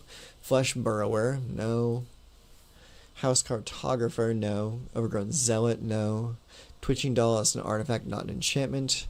Wary Watchdog, Cryptid Inspector, 2/3 for 3 vigilance whenever face down permanent you control enters, and whenever Cryptid Inspector or another permanent you control is turned face up, put a +1/+1 counter. Defiant Survivor, at the beginning of your second main phase, if tapped, Manifest Dread. Enduring Vitality, Vigilance, creatures you control have tap, add 1 mana of any color. When Enduring Vitality dies, if it was a creature, return to the battlefield under its owner's control. It is an enchantment. Now, is it worth playing? Like, do we have like a necessity to be tapping out for like a bunch of mana? I mean, potentially if we ever wanted to play Overlord of the Mistmoors for its full cost. But I don't know. You know, we'll put one in just to act as a placeholder, because it is still an enchantment, and an enchantment that will trigger Calyx. Fear of Exposure. As an additional cost to cast this spell, tap 2 untapped creatures and or lands you control. So that could be playable. If you play it with like Overlord of the Mistmores, you tap down the insects that the Overlord creates. That could give you a Fear of Exposure pretty easily. It's a possibility. Grasping Longneck, enchantment creature horror. It's a 4/2 with a reach. When it dies, you gain 2 life. Not quite good enough. Hauntwood Shrieker, it manifests dread. Flytrap, that's a Delirium card. Tyvar. When tap another untapped creature you control, Tyvar gains indestructible until end of turn, and tap it. You can pay 5. Creatures you control get +X until end of turn, where X is the greatest power among creatures you control. It's kind of interesting. It doesn't really fit the theme we're trying to go for with this deck, though. Anthropede enters. You may discard a card or pay 2 when you do destroy target room. Interesting. Cautious Survivor. 4/4 for 4 mana. Survival. At the beginning of your second main phase, if Cautious Survivor is tapped, gain 2 life. Kona, the Rescue Beastie. It's a 4/3 with Survival. At the beginning of your second main phase, if Kona is tapped, you may put a permanent card from your hand onto the battlefield. That could be pretty decent. So you can use that, tap it down to get like Overlord into play for its full cost. It's a possibility. Wicker Folk Thresher, that's a 5/4 Delirium guy. Balustrade Worm, it's a 5/5. Trample and Haste cannot be countered with a Delirium cost of 4 mana. That's a possibility. It's a pretty cool card. I'll put 1 in for now. Bashful Beastie, when it dies, manifests dread. Pretty cool. Overlord of the Hauntwoods, with an impending of 3. When it enters or attacks, create a tapped colorless land token named Everywhere. That is every basic land type. So this could be pretty good, because if this comes in and creates Everywhere, then that makes Leyline Binding a 1-cost spell immediately. So I'm thinking maybe 2 copies of Overlord. Rootwise Survivor. Haste Survival at the beginning of your second main phase. If Rootwise Survivor is tapped, put 3 +1/+1 counters on up to 1 target land you control. That land becomes a 0/0 elemental creature. In addition to its other types, it gains haste. Okay, so it's an animator. Slavering Branch Snapper. 7/6 Trample with Forest Cycling. Altenac. Okay, so we're looking at multicolored cards here. These are blue-white. This is white-black. Black-green. Here we are. Here's a white-green card. Shrewd Storyteller. 3/3 Survival for 3 mana. At the beginning of your second main phase, if Shrewd Storyteller is tapped, put a +1/+1 counter on target creature. Not good. Rip the Spawn Hunter. 2 a green and a white for 4/4 with Survival. At the beginning of your second main phase, if Rip is tapped, reveal the top X cards of your library. X is its power. Put any number of creatures and or vehicle cards with different powers from among them into your hand, put the rest in the bottom of your library in a random order. Pretty decent. Doesn't really do anything when it first comes in, though, so don't really think I want to play it. And that is pretty much everything from this set that we might want to be playing. Okay, so now let's open up to other sets. So we are going to look for enchantments or things that create enchantments. So first thing is we're going to look for, all format legal, we're going to look for what's the card? Ossification. Ossification should be a 4 of, because it is an enchantment aura. And it says, yeah, so it doesn't have to be an aura, but this just works whenever you play an enchantment, period. So that's Ossification. There's also Audacity. Audacity is definitely a card worth playing. Then there's also what's the card I'm looking for? Royal Treatment. Royal Treatment Target creature you control gains hexproof until end of turn. Create a royal roll token attached to that creature. So that creates a enchantment token. Eerie says whenever an enchantment you control enters. So you don't have to cast it. You just have to have an enchantment come in. So royal treatment comes into the deck. Okay. Now, past that, we need to find... There's another card that I was really interested in. And I believe it was somewhere here. We're looking for a battle.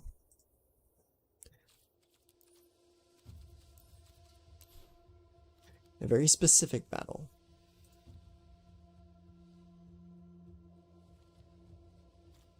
Let me see if I can find it.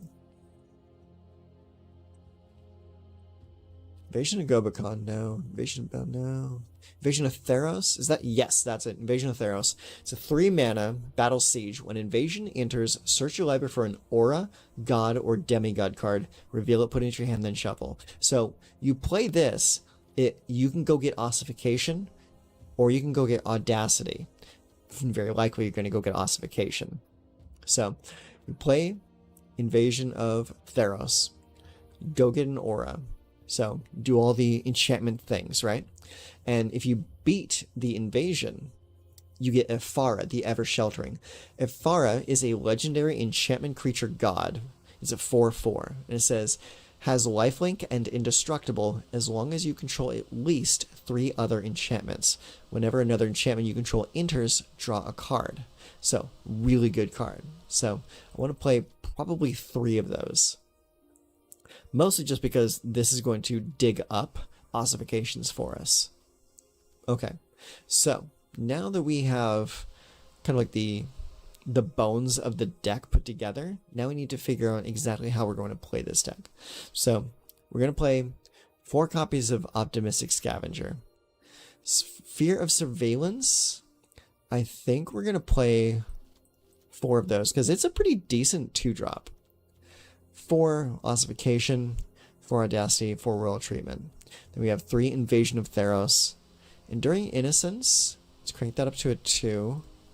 Enduring Vitality to a 2. Calyx is definitely a 4 of. Balustrade Worm, 1. Overlord of the Hauntwoods, Overlord of the Mistmoors. Whatever creature count. Okay, creature count is 15, so that's pretty good already. So that's 4. I think we have too many 4-ofs in the deck. We might need to move some numbers around a little bit. So let's go ahead and go down 1 Audacity, 1 Ossification, in order to increase our enduring counts by 1 each. Go to craft that. Okay, so that puts us to 23 creatures and 13 non-creatures. So that gives us Optimistic Scavenger on 1 with Royal Treatment and Audacity. We also have Fear of Surveillance as our 2-mana creature with also Ossification. We also have 3 copies of Invasion of Theros, which when that comes into play, it will allow us to go search our library for either Audacity or Ossification, whichever one we need more at the time. Then we have Enduring Innocence. Enduring Innocence reads, whenever 1 or more other creatures you control with power 2 or less enter, draw a card. This ability triggers only once each turn. So, if we have this, what is going to trigger that? Well, Optimistic Scavenger will trigger it. Fear of Surveillance will trigger it. Enduring Innocence will obviously trigger it. Enduring Vitality will not. Calyx will. Balustrade Worm will not. Overlord will not. But Overlord of the Mistmoors' little insect boys will. So, let's consider that. Let's also consider taking Balustrade Worm out. And also let's drop down 1 copy of Enduring Vitality, because I don't really think we need a whole lot of Enduring Vitalities. What I do want to bring in is actually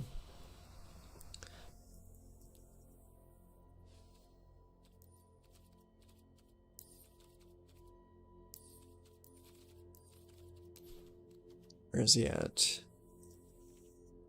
Beza. I want to bring in Beza, because Beza is just a really good card. So 4 mana is a 4/5. When it enters, create a treasure token. If an opponent controls more lands than you, you gain 4 life. If an opponent has more life than you, you create 2 1/1 blue fish creature tokens. If an opponent controls more creatures than you, and you draw a card if an opponent has more cards in hand than you. So let's go ahead and put 2 of those in.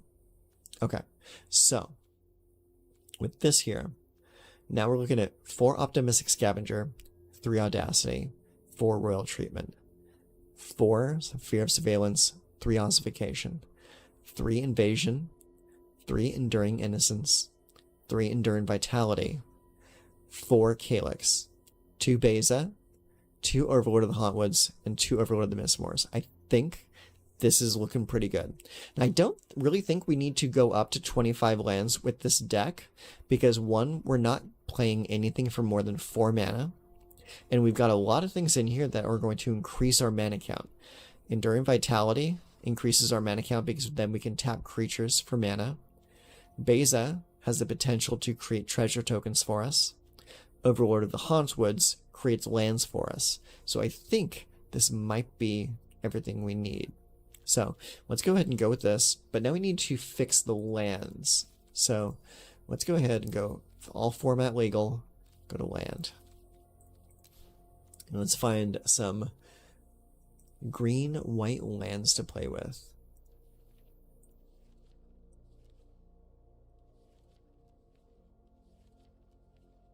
Okay, so here we go. It's Blossoming Sands, Brushland. Brushland, definitely because it comes into play untapped. Let's see. Hushwood Verge. Very good. Lush Portico, no. Radiant Grove, no. Razorridge Thicket. Enters tapped unless you control 2 or fewer lands. Let's go 2 of those. And 4 copies of Restless Prairie. Becomes a 3/3 green and white llama until in turn is still a land. When it attacks other creatures you control, get +1/+1. Okay, very cool. So, that means we have 5 plains, 5 forest, 4 brushland, 4 Hushwood Verge, 2 Razorridge Thicket, 4 Restless Prairie. Let's go and craft them. Okay, so let's try this in best of 1, see how well it works, and if it does or does not work, then we can start making some changes. And, oh, shoot! I forgot the most important card. I am so dumb. Enchantment. Duskmourn. Go. Let's see. There's Ethereal Armor. Yeah, look at this. I totally forgot about Sheltered by Ghosts. Sheltered by Ghosts is the whole reason we're playing this deck. Oh my god, I'm so silly. Okay, so I think Sheltered by Ghosts is going to take precedence over Audacity. So we're going to play that. Drop down 1 count on Royal Treatment. Now, Shard Mage's Rescue. It's flash. Enchanted creatures is +1/+1. As long as Shard Mage's Rescue entered this turn, enchanted creature has hexproof. It's flash, enchanted creature you control. Now, is this better than Royal Treatment? I think it's exactly the same. Oh, no, because Royal Treatment leaves you with Ward 1. So, Shard Mage's Rescue is not as good as Royal Treatment. So, we'll stick with the Royal Treatment. Now, Ethereal Armor. Enchanted creature is +1/+1 for each enchantment you control and has first strike. That's kind of stupid. So, what we can do here is we can go down 1 on Invasion of Theros. And what else can we go down 1 on in order to make this work? I want to put at least 2 of those into this deck. Let's go down...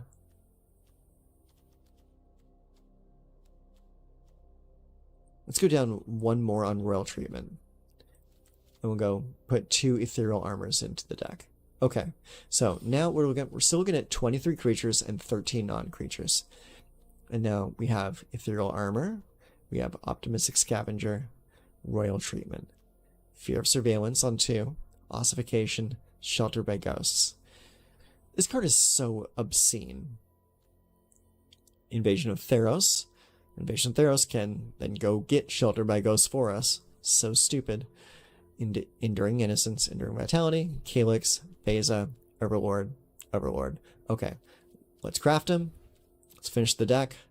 Let's see what we can do. And if Ethereal Armor is good enough, we'll keep it. Oh, apply styles. Okay, let's go play some silly games. Oh, I need to name the deck.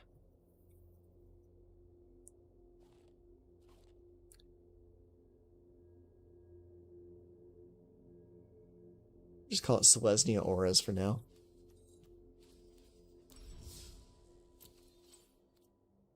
Okay. Ooh, oh, I don't need to reroll any quests. Awesome. Okay, so let's go into standard play first, just to see how well the deck does, and get a little proof of concept for it.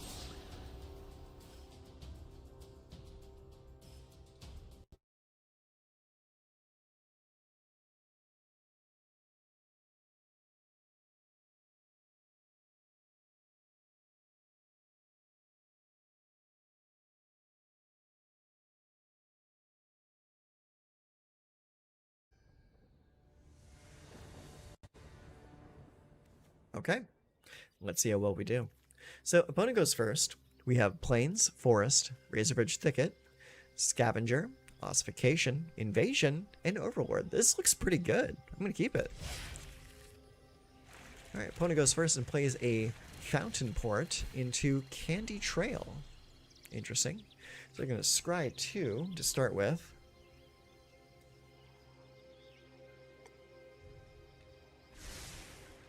And it looks like they kept one up top.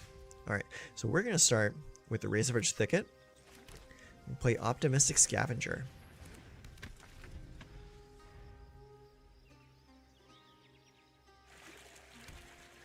Double Fountain Port. Okay. So you're going to gain 3 life and draw a card. Okay, so our turn 2 is going to be Restless Prairie, so that we have it as an untapped card next turn. Do you think token spam with Dollhouse Factory could be viable, or am I being smooth brain? I've had success with it. I'm fairly low ELO. Honestly, I think token spam absolutely can work so long as you build around it. If you can build around your game plan, you should not have any issues whatsoever. Let's play Calyx. Alright, Calyx comes in, +1 counter on the Optimistic Scavenger, and also on the Scavenger. Because, like, look at the deck that we're playing right here. It's like, the typical deck like this is either Boros or Orzhov. We're playing something that most other people aren't playing right now. Just to try and get a proof of concept for it. So long as you have a game plan when you are going to build your deck, if you've got enough support for the plan that you're trying to build, you really shouldn't have too much issue. But again, like, you can only do as good as the tools that you have available. Okay, let's go and get Invasion of Theros. Let's see here. Do you want Sheltered Ghosts or Ethereal Armor? I think I want Ethereal Armor because I can cast it right now.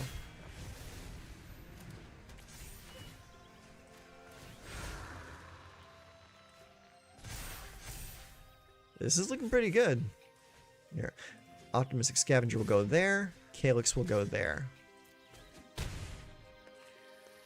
Alright. Calyx, create a token that's a copy of a non-legendary enchantment you control. Take action. I will attach Ethereal Armor to that creature. And +1 counter. So put another +1 counter there. Another +1 counter there. Oh my god, this is going off. Okay, Invasion, we get a Farah. Farah comes in. Another +1 counter, let's put it on a Farah. And another +1 counter right there. Oh my god. Okay, proof of concept.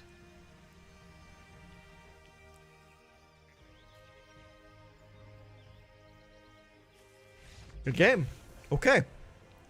I think we have a proof of concept right there. That actually worked out really well.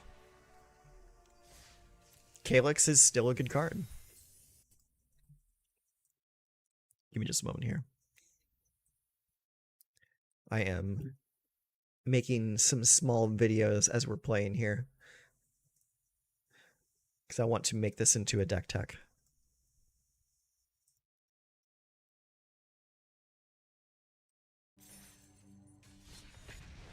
We'll do one more and just play. Now that last opponent, that was kind of like a freebie win because they drew 2 fountain ports to begin with. Okay, so opponent goes first. We have Forest, Hushwood Verge, and Restless Prairie. Scavenger, Fear of Surveillance, Shelter by Ghosts, and Overlord. That looks pretty good. I'll keep it. Okay, opponent opens with an Undercity Sewers to surveil for 1. Alright, first turn. Oh gosh, I don't have access to white just yet. That kind of sucks. Yeah. Okay, well, in that case, we'll play the Restless Prairie for 1.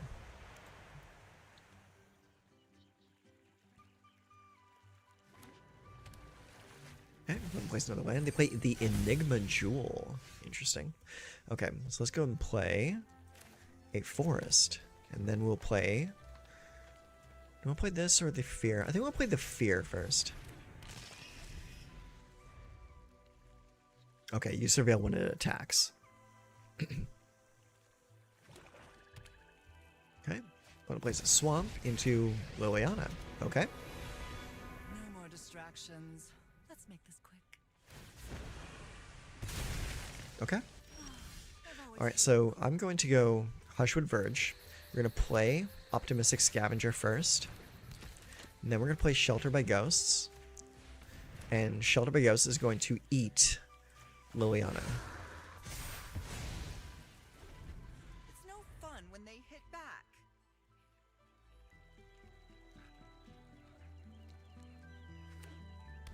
Alright, opponent plays a Fabled Passage.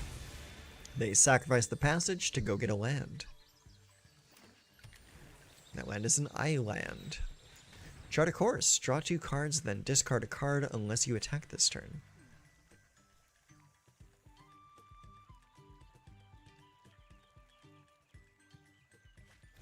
Okay, I discard a card. Alright, I will play Forest, and let's see. I think I'll play a Calyx. Calyx sounds pretty good. Okay, target that creature. Target that creature again. Attack for 5 with lifelink. Pretty sweet. Okay. Now we will take action, and we're going to put Shelter by Ghosts on Calyx, and use that shelter to eat your Enigma Jewel. Then we're going to put another +1 counter here, and another +1 counter there. This is a little silly. I like it, but it's still silly.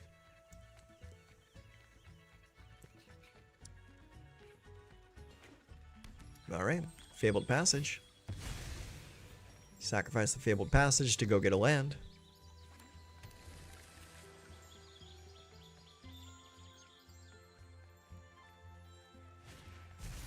Terror Tide. Okay.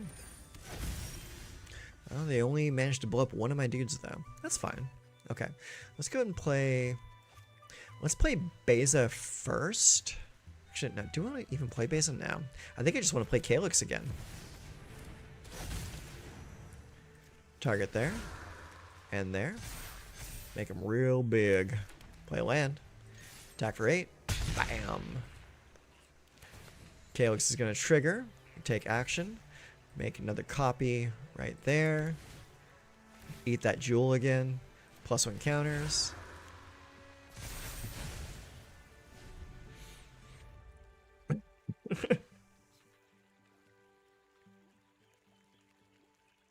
Okay.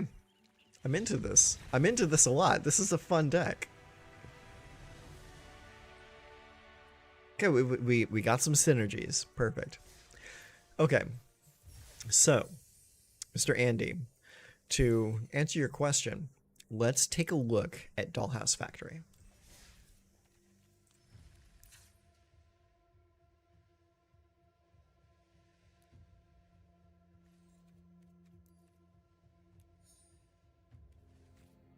Okay, let's find the card. I know it's a Duskborn card. It's an enchantment. Okay, let's find it. Dollhouse Factory. Okay, are you talking about Dollmaker's Shop and Porcelain Gallery? Dollmaker's Shop. Yes, this is absolutely a good card.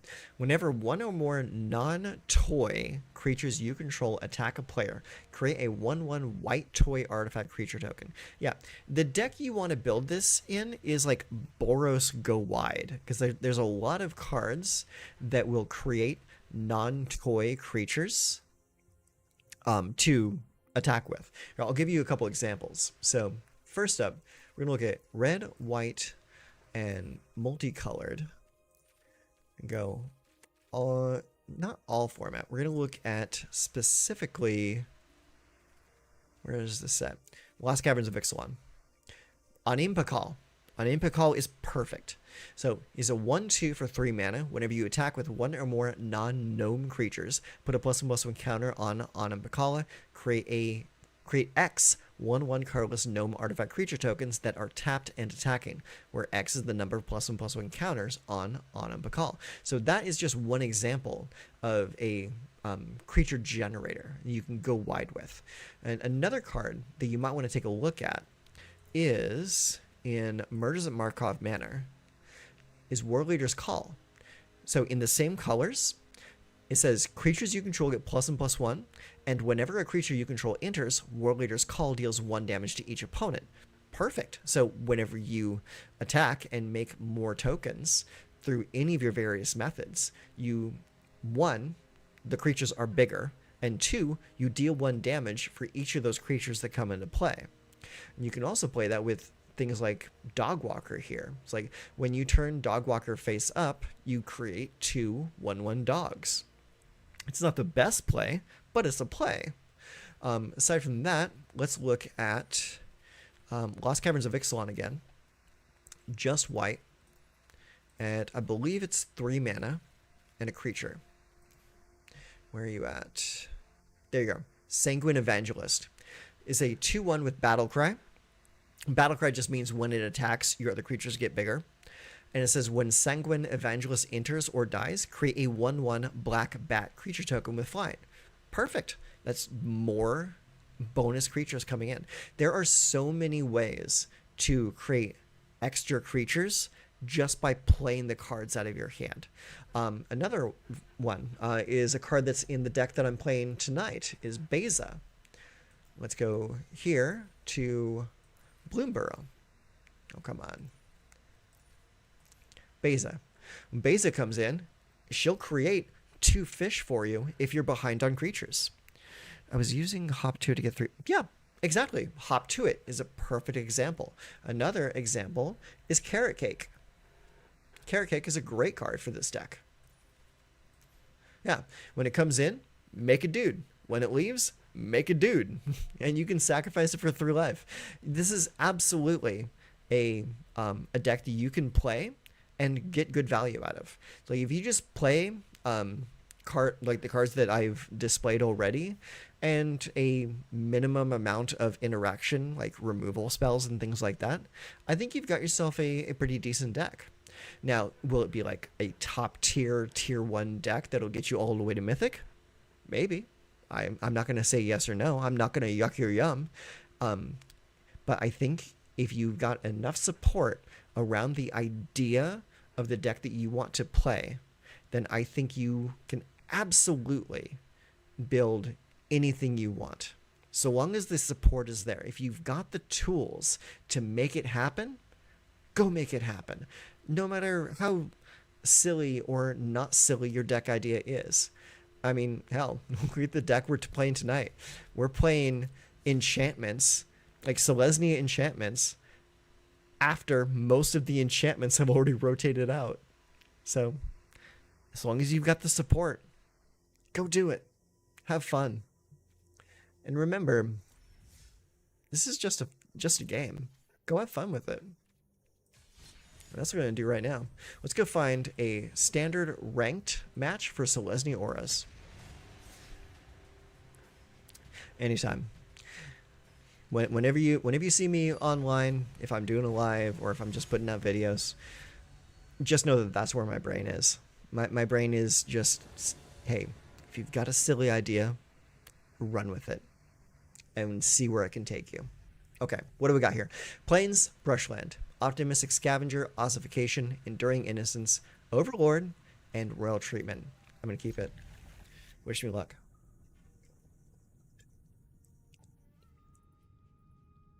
Looks like our opponent might be taking a mulligan. They are. That is perfect for us. Turn 1, Optimistic Scavenger. Opponent goes turn 1 into Case of the Uneaten Feast. So they're playing a life gain deck. So let's go here, and we're going to attack for 1, keeping mana open for Royal Treatment.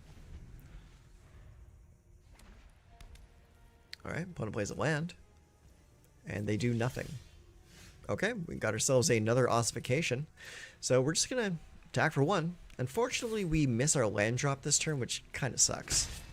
But that's okay. We'll deal with it. Ooh, Sheldred's Edict, huh?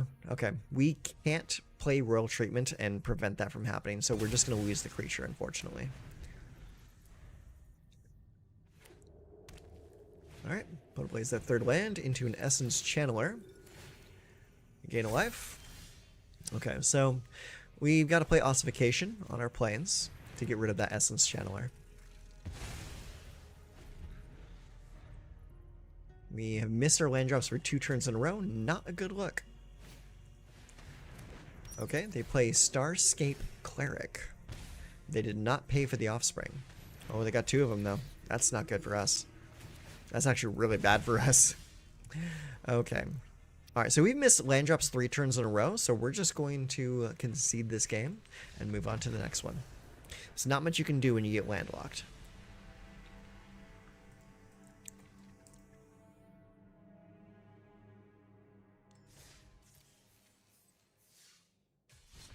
Alright.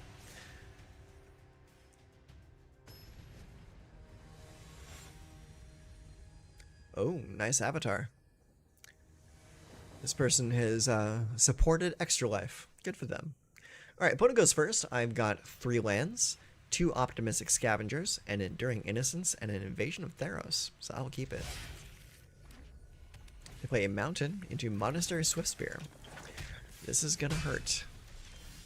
Alright, so I will play Plains into Optimistic Scavenger.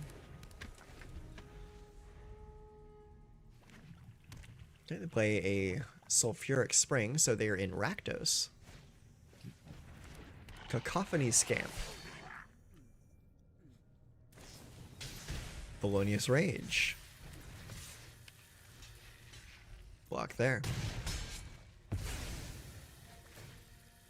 Yeah, they deal 3 more damage to my face. Make it 2/2. Not good for me. That's fine. We'll play another Optimistic Scavenger. This is not looking good for us.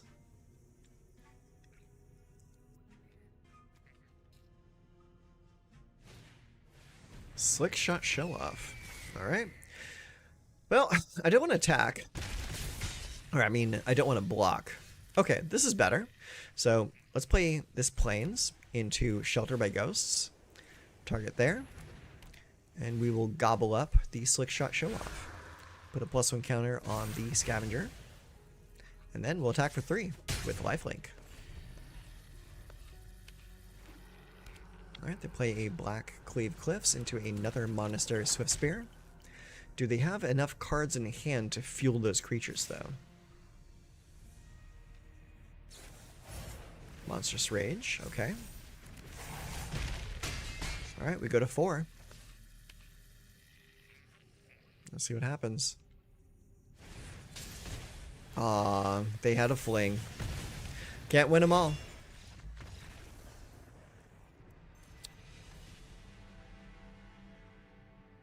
That sucked. But it is what it is. Bear firmly in mind, even though Leyline got banned in Best of 1, Mono Red will still be there to hit you in the face. Because Mono Red did not need Leyline to win. It just made the job easier. Okay, we get to go first this time. That's awesome. So we have 2 planes of Forest, Ethereal Armor, Fear of Surveillance, Overlord, and Enduring Vitality. Keep it. Okay, turn 1 is going to be Plains. Okay, they play a red and green land into Cacophony Scamp. Look at that, another mono red deck. Alright, let's go Forest, and then we'll play the Fear of Surveillance.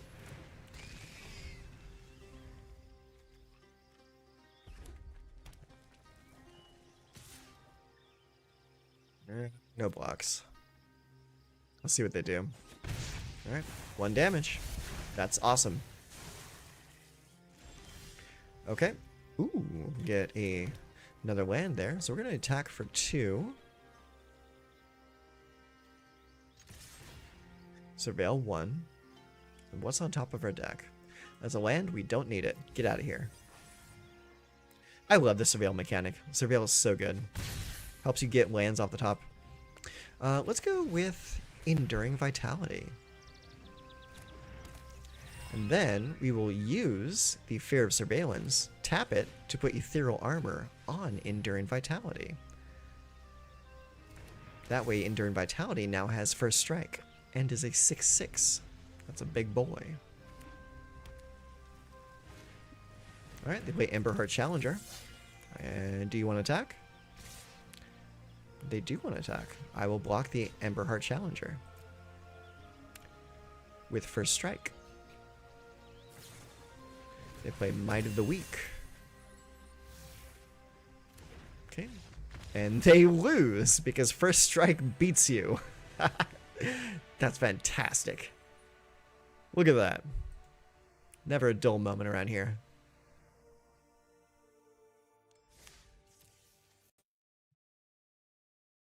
Very nice, very nice. I like that. All right, let's go ahead and edit that a little bit. I think we might be onto something with this deck.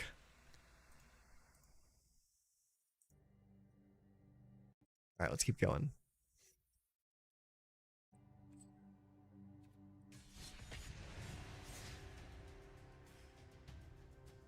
The Boros version of the deck might be a little bit faster.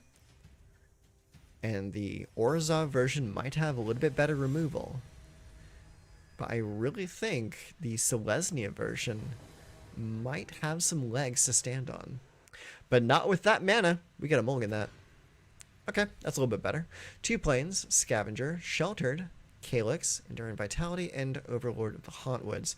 We're going to keep 6. We're going to send the Enduring Vitality back.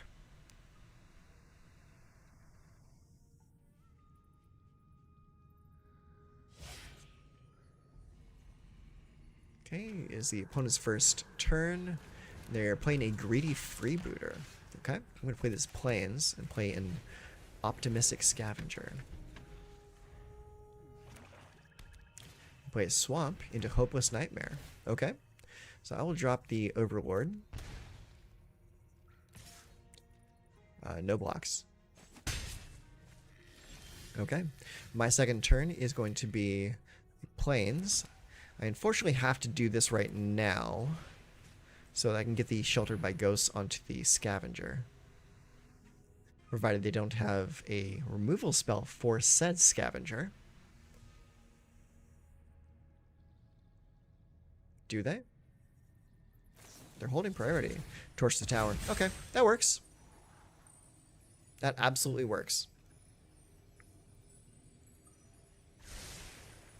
Okay, they scried both those cards to the bottom. That's not good for them.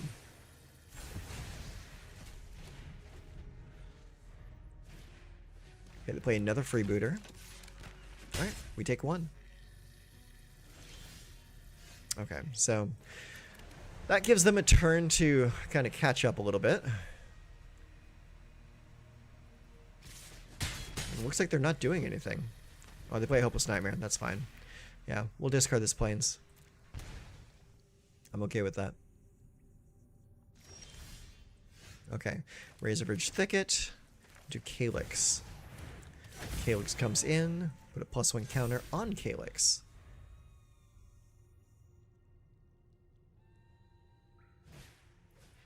Clockwork Percussionist? What the hell is that? 1/1 haste. When dies, exile a top card of your library. You may play it until the end of your next turn. Okay. Into Final Vengeance. Okay. Cool. It's gone. Land. I take 2 damage. Okay, so this is where things are gonna get a little awkward. I am out of creatures. I swear you better not beat me down with those 2 little dorks. Pass.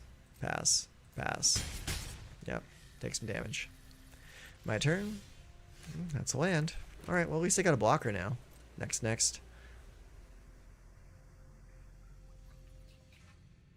Okay, he's gonna sacrifice his enchantment to scry. Oh, or maybe not. Alright. Activate the Restless Prairie. Go to blocks. Go and torch the tower. Give the royal treatment. You do get to hit me for 2, but I don't lose my land.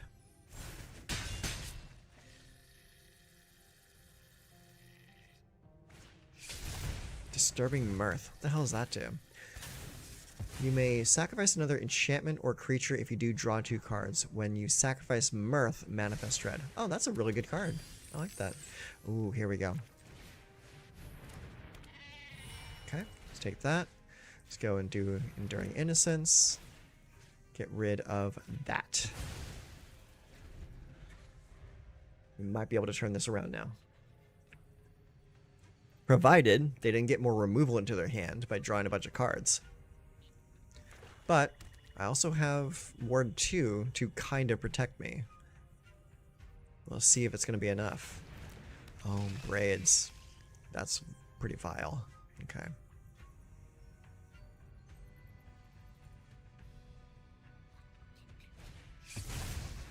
Okay, they play Disturbing Mirth. Sacrifice the Freebooter. Draw 2 cards. Scry 1, make a treasure token. They sacrifice the Mirth. I have to sacrifice a card of the corresponding type. Decline. I'll take 2. Okay, I make a face down card. Alright, let's play Calyx. Calyx comes in. We get a copy there. Okay. Play the Restless Prairie. And we attack for 3.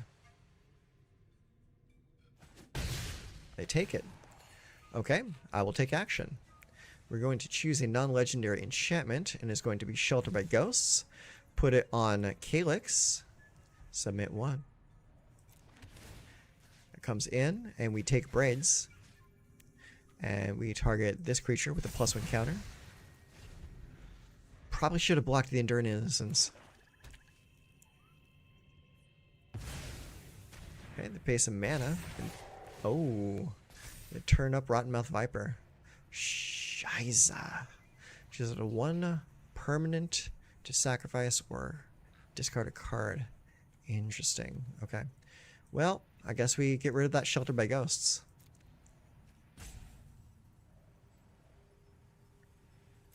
We lose 0 life for that. You get your Disturbing Mirth back. And I will not block. We take 6. That's fine. Because now I attack. And we're going to take your Rottenmouth Viper now. Take action. We're going to choose that. Sheltered by Ghosts. Attach it there. Take your Rottenmouth Viper. Target a creature. +1 counter there. Then we're going to play Fear of Surveillance. Put a +1 counter there. On the Fear of Surveillance itself. Ooh, Ethereal Armor. Pretty nice. Yeah. I'm going to play it right now. +1 counter there as well. That way they can't make me discard it. Play a mountain. Into Urabrask's Forge. And braids. Nice. Okay, they make a forge token. Looks like they're going to their end step. I have to sacrifice an enchantment, so I'll sacrifice the ethereal armor. You're gonna manifest dread.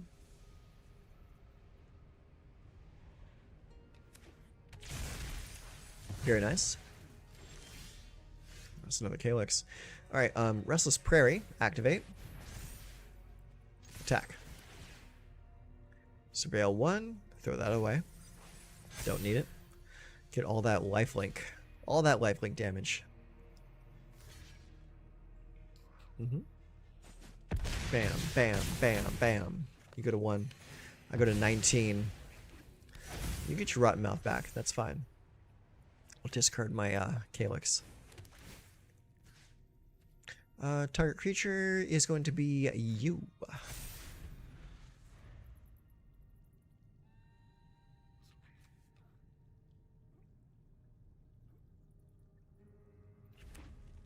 I'm liking this. This is working out pretty well. Always 8 life this time. That's fine. No problem. Block there.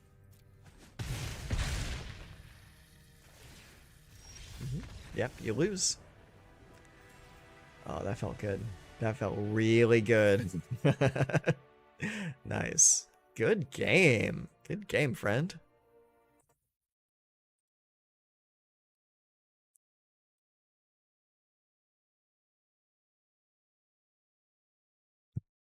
Okay, so far I am liking this deck. This deck is working pretty well.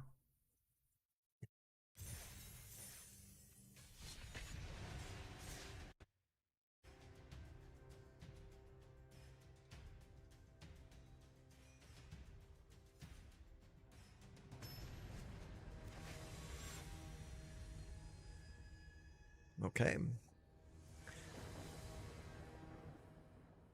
Our opponent today is Graktor. We get to go first, and we have Razorverge Thicket, Plains, 2 Fear of Surveillance, an Ossification, a Royal Treatment, and a Calyx. Let's go. Alright, first turn is going to be the Plains. Okay, our opponent plays a Dismal Backwater and gains 1 life. I will play Razorverge Thicket into Fear of Surveillance.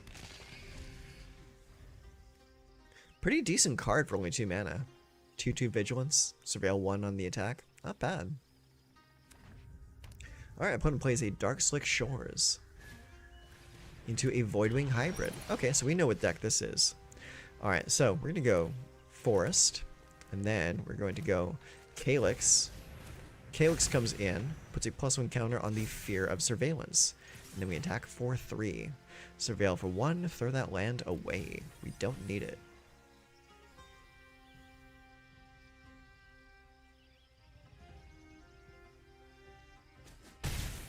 Okay, take 3 damage.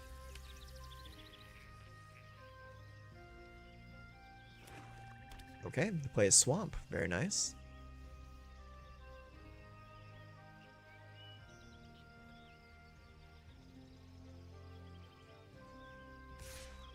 Alright, and they are going to attack for 2. With Toxic 1. So we're going to get 1 poison counter now.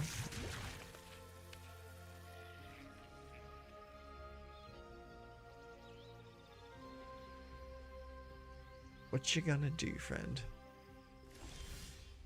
Okay, so our turn, we're going to go next. We're going to attack for 5. Alright, we Surveil for 1.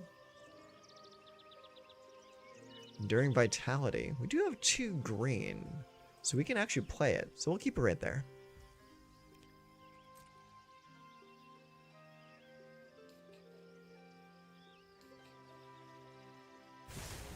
Okay, they play Whisper of the Dross, put a -1/-1. I'm going to put Royal Treatment on this card.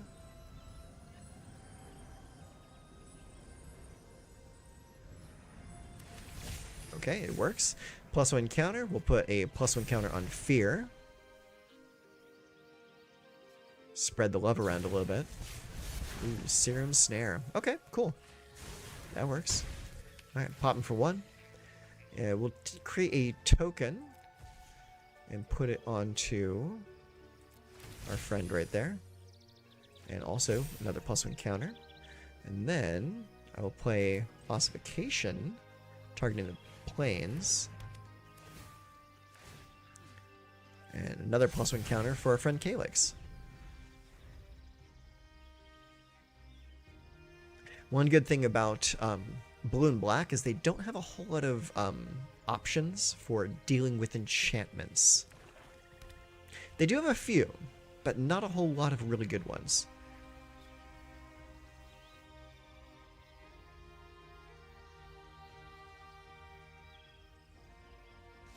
Okay, so next we will go and attack for 5. They can't target our creature very well, but they might have a sacrifice effect. If they have a sacrifice effect, then they can get around Calyx. Okay, there's Vraska's Fall. That works. Okay, so we'll play Enduring Vitality.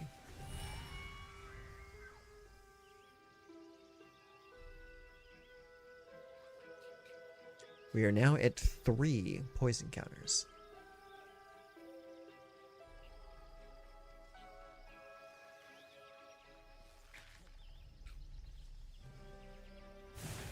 Alright, opponent plays Drown in Ichor. Alright, goes away and becomes an enchantment. Alright, next up is going to be Optimistic Scavenger into a Fear of Surveillance. Put a +1 counter on the Optimistic Scavenger.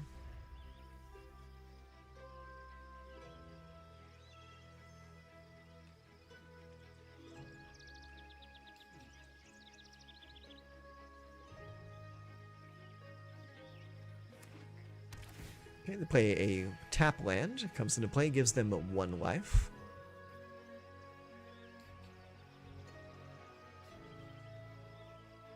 Now they're at 4 mana and 3 cards in hand. Based off of what we've seen so far, they might have removal, they might have a counterspell. They probably need to draw some more cards.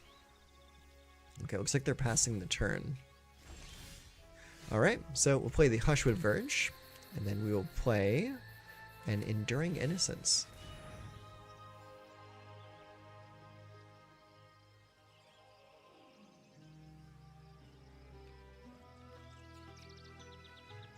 Do you let it happen? Do you have a counterspell? You do. Reject Imperfection. That works for me. Okay, we get another poison counter. And we will attack for 4. Surveil 1. Shelter with Ghosts. I don't think that's going to be too good in this matchup. So send that away. Then we'll play another Fear of Surveillance. Put a +1 counter on said Fear.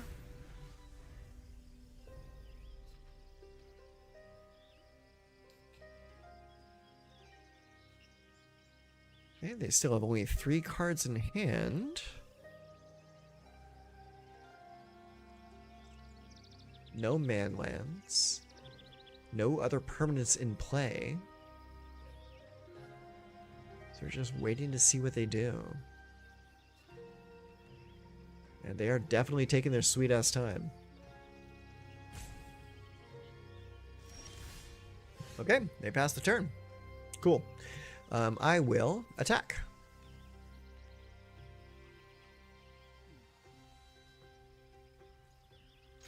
For 6. And we are going to Surveil 1 twice. Shelter by Ghost, send that away. Invasion of Theros. I'll keep that. Looks like a good card. Vraska's Fall. Alright, sacrifice the Scavenger. Go to 7. Play Brushland, and then play Beza. Get the card draw. And play Invasion of Theros. Go get Ethereal Armor.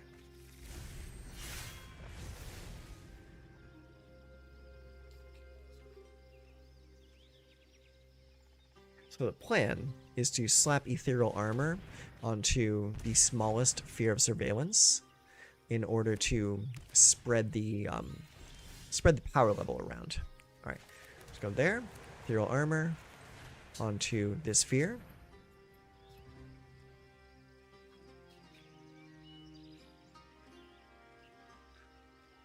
See what they do. Bring the ending. Resolve. Okay, gets countered. That's fine. You're tapped out now, so you just lose.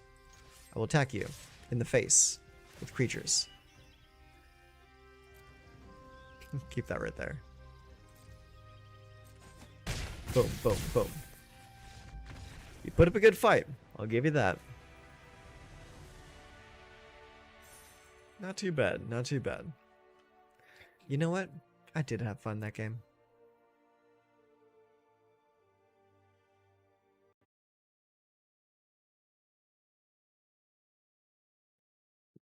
One moment.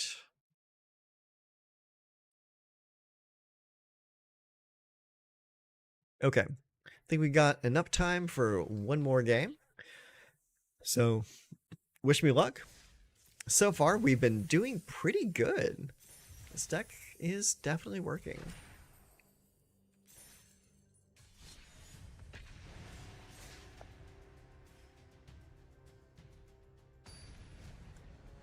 Go Gadget Enchantments.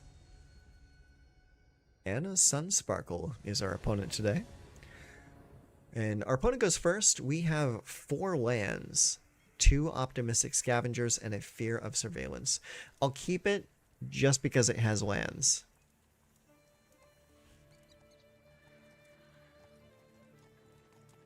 The Fear of Surveillance does a really good job of surveilling other lands away. Alright, turn 1, Optimistic Scavenger.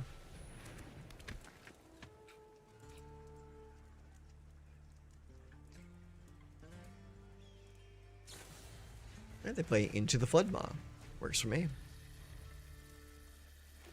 Turn 2, into a Flood Farm Verge. Bounding the Third Path. Into Picklock Prankster. Okay, we know what deck this is. We know very well what this deck is. Alright, let's play another Plains into 2 Optimistic Scavengers. Pass the turn.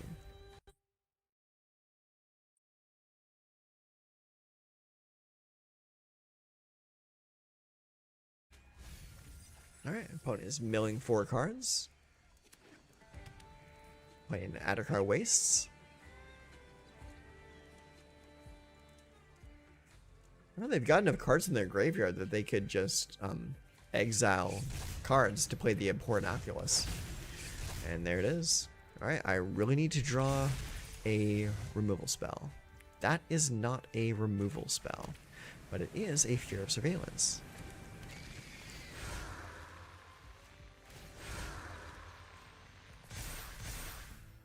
No attacks. Can't really attack into an abhorrent Oculus.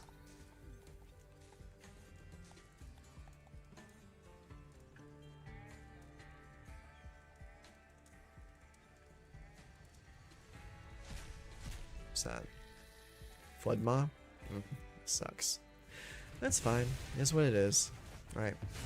Optimistic Scavenger is back in my hand. I have to play it Plains. Into a Monastery Mentor. Not good. Not good at all. I'm gonna block that. Yeah, Manifest Dread again. Whatever. Still not good. Alright, let's play that. Play that. +1. +1. No attacks. We're gonna lose just because of that one eyeball. Oh no. No. You don't get to play with your toys. Bye-bye. No.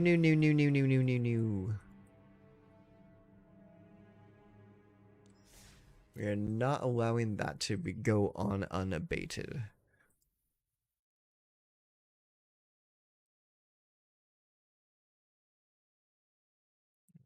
What's going on here? There we go. Let's see what we got going on here. Okay, cool. All right. All right, so I am not going to let this stream end on a loss. So we're going to go again.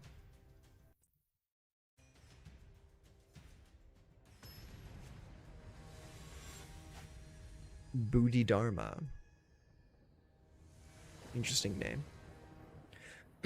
Okay, Bona goes first. We have Hushwood Verge and Razor Verge Thicket for an Optimistic Scavenger, a Fear of Surveillance, an Ossification, a Beza, and an Overlord. I will keep. Put away a Swamp into a Hopeless Nightmare. I will discard the Overlord. Alright, Razor Verge Thicket into Optimistic Scavenger.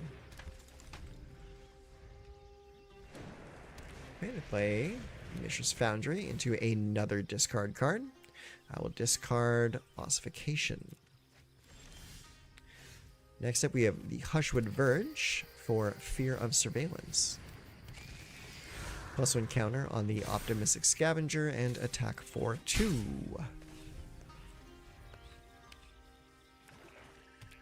Swamp.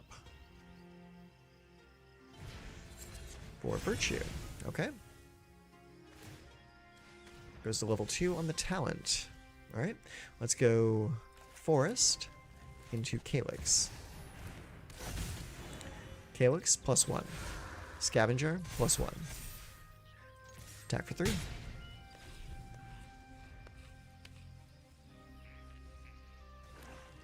Alright, play a Swamp into Deep Cavern Bat. They're going to take my Beza.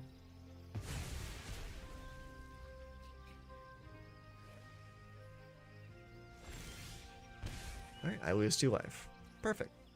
Alright, play Plains. Attack. Like so. Okay, so let's go Rail Treatment onto the Optimistic Scavenger. Just to get an aura on it.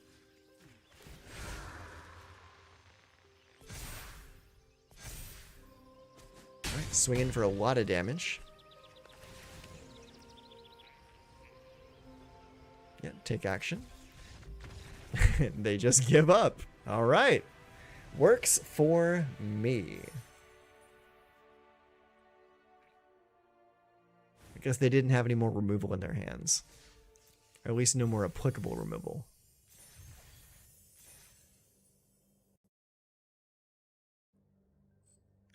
Okay. So that was pretty decent. I'm not going to lie. Let's actually, we can take a look at our untapped.gg profile and see how well the deck actually did tonight. So let's go to this screen. There we go. Okay, let's take a look.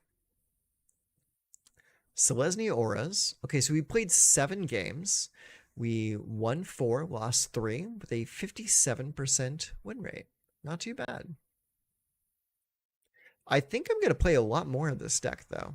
So, against Blue-White, we lost. Against Red-Black, 50%. Against Black, 1-0. Against Dimir, 1-0. And against Red, 1-0. But against Orzhov, we lost. So, that's not too bad for just a starting... what's the term? A starting sample size. Not too bad. Okay. Let's go back to the game. All right, cool. So, I gotta say, the deck definitely has promise, and I think I will be playing a lot more of it in the coming days. So, look forward to a full deck tech on this deck coming in probably the next couple days' time. Give me a little bit of time to edit the deck down and edit the footage, and I'll have a proper deck tech for you. So I thank you very much for spending your evening with me tonight. We had a lot of fun. I played an interesting deck. We got to watch some old school Magic being played, and yeah, yeah, I think I had a good time. I hope you did too. So, until next time, y'all take care of yourself.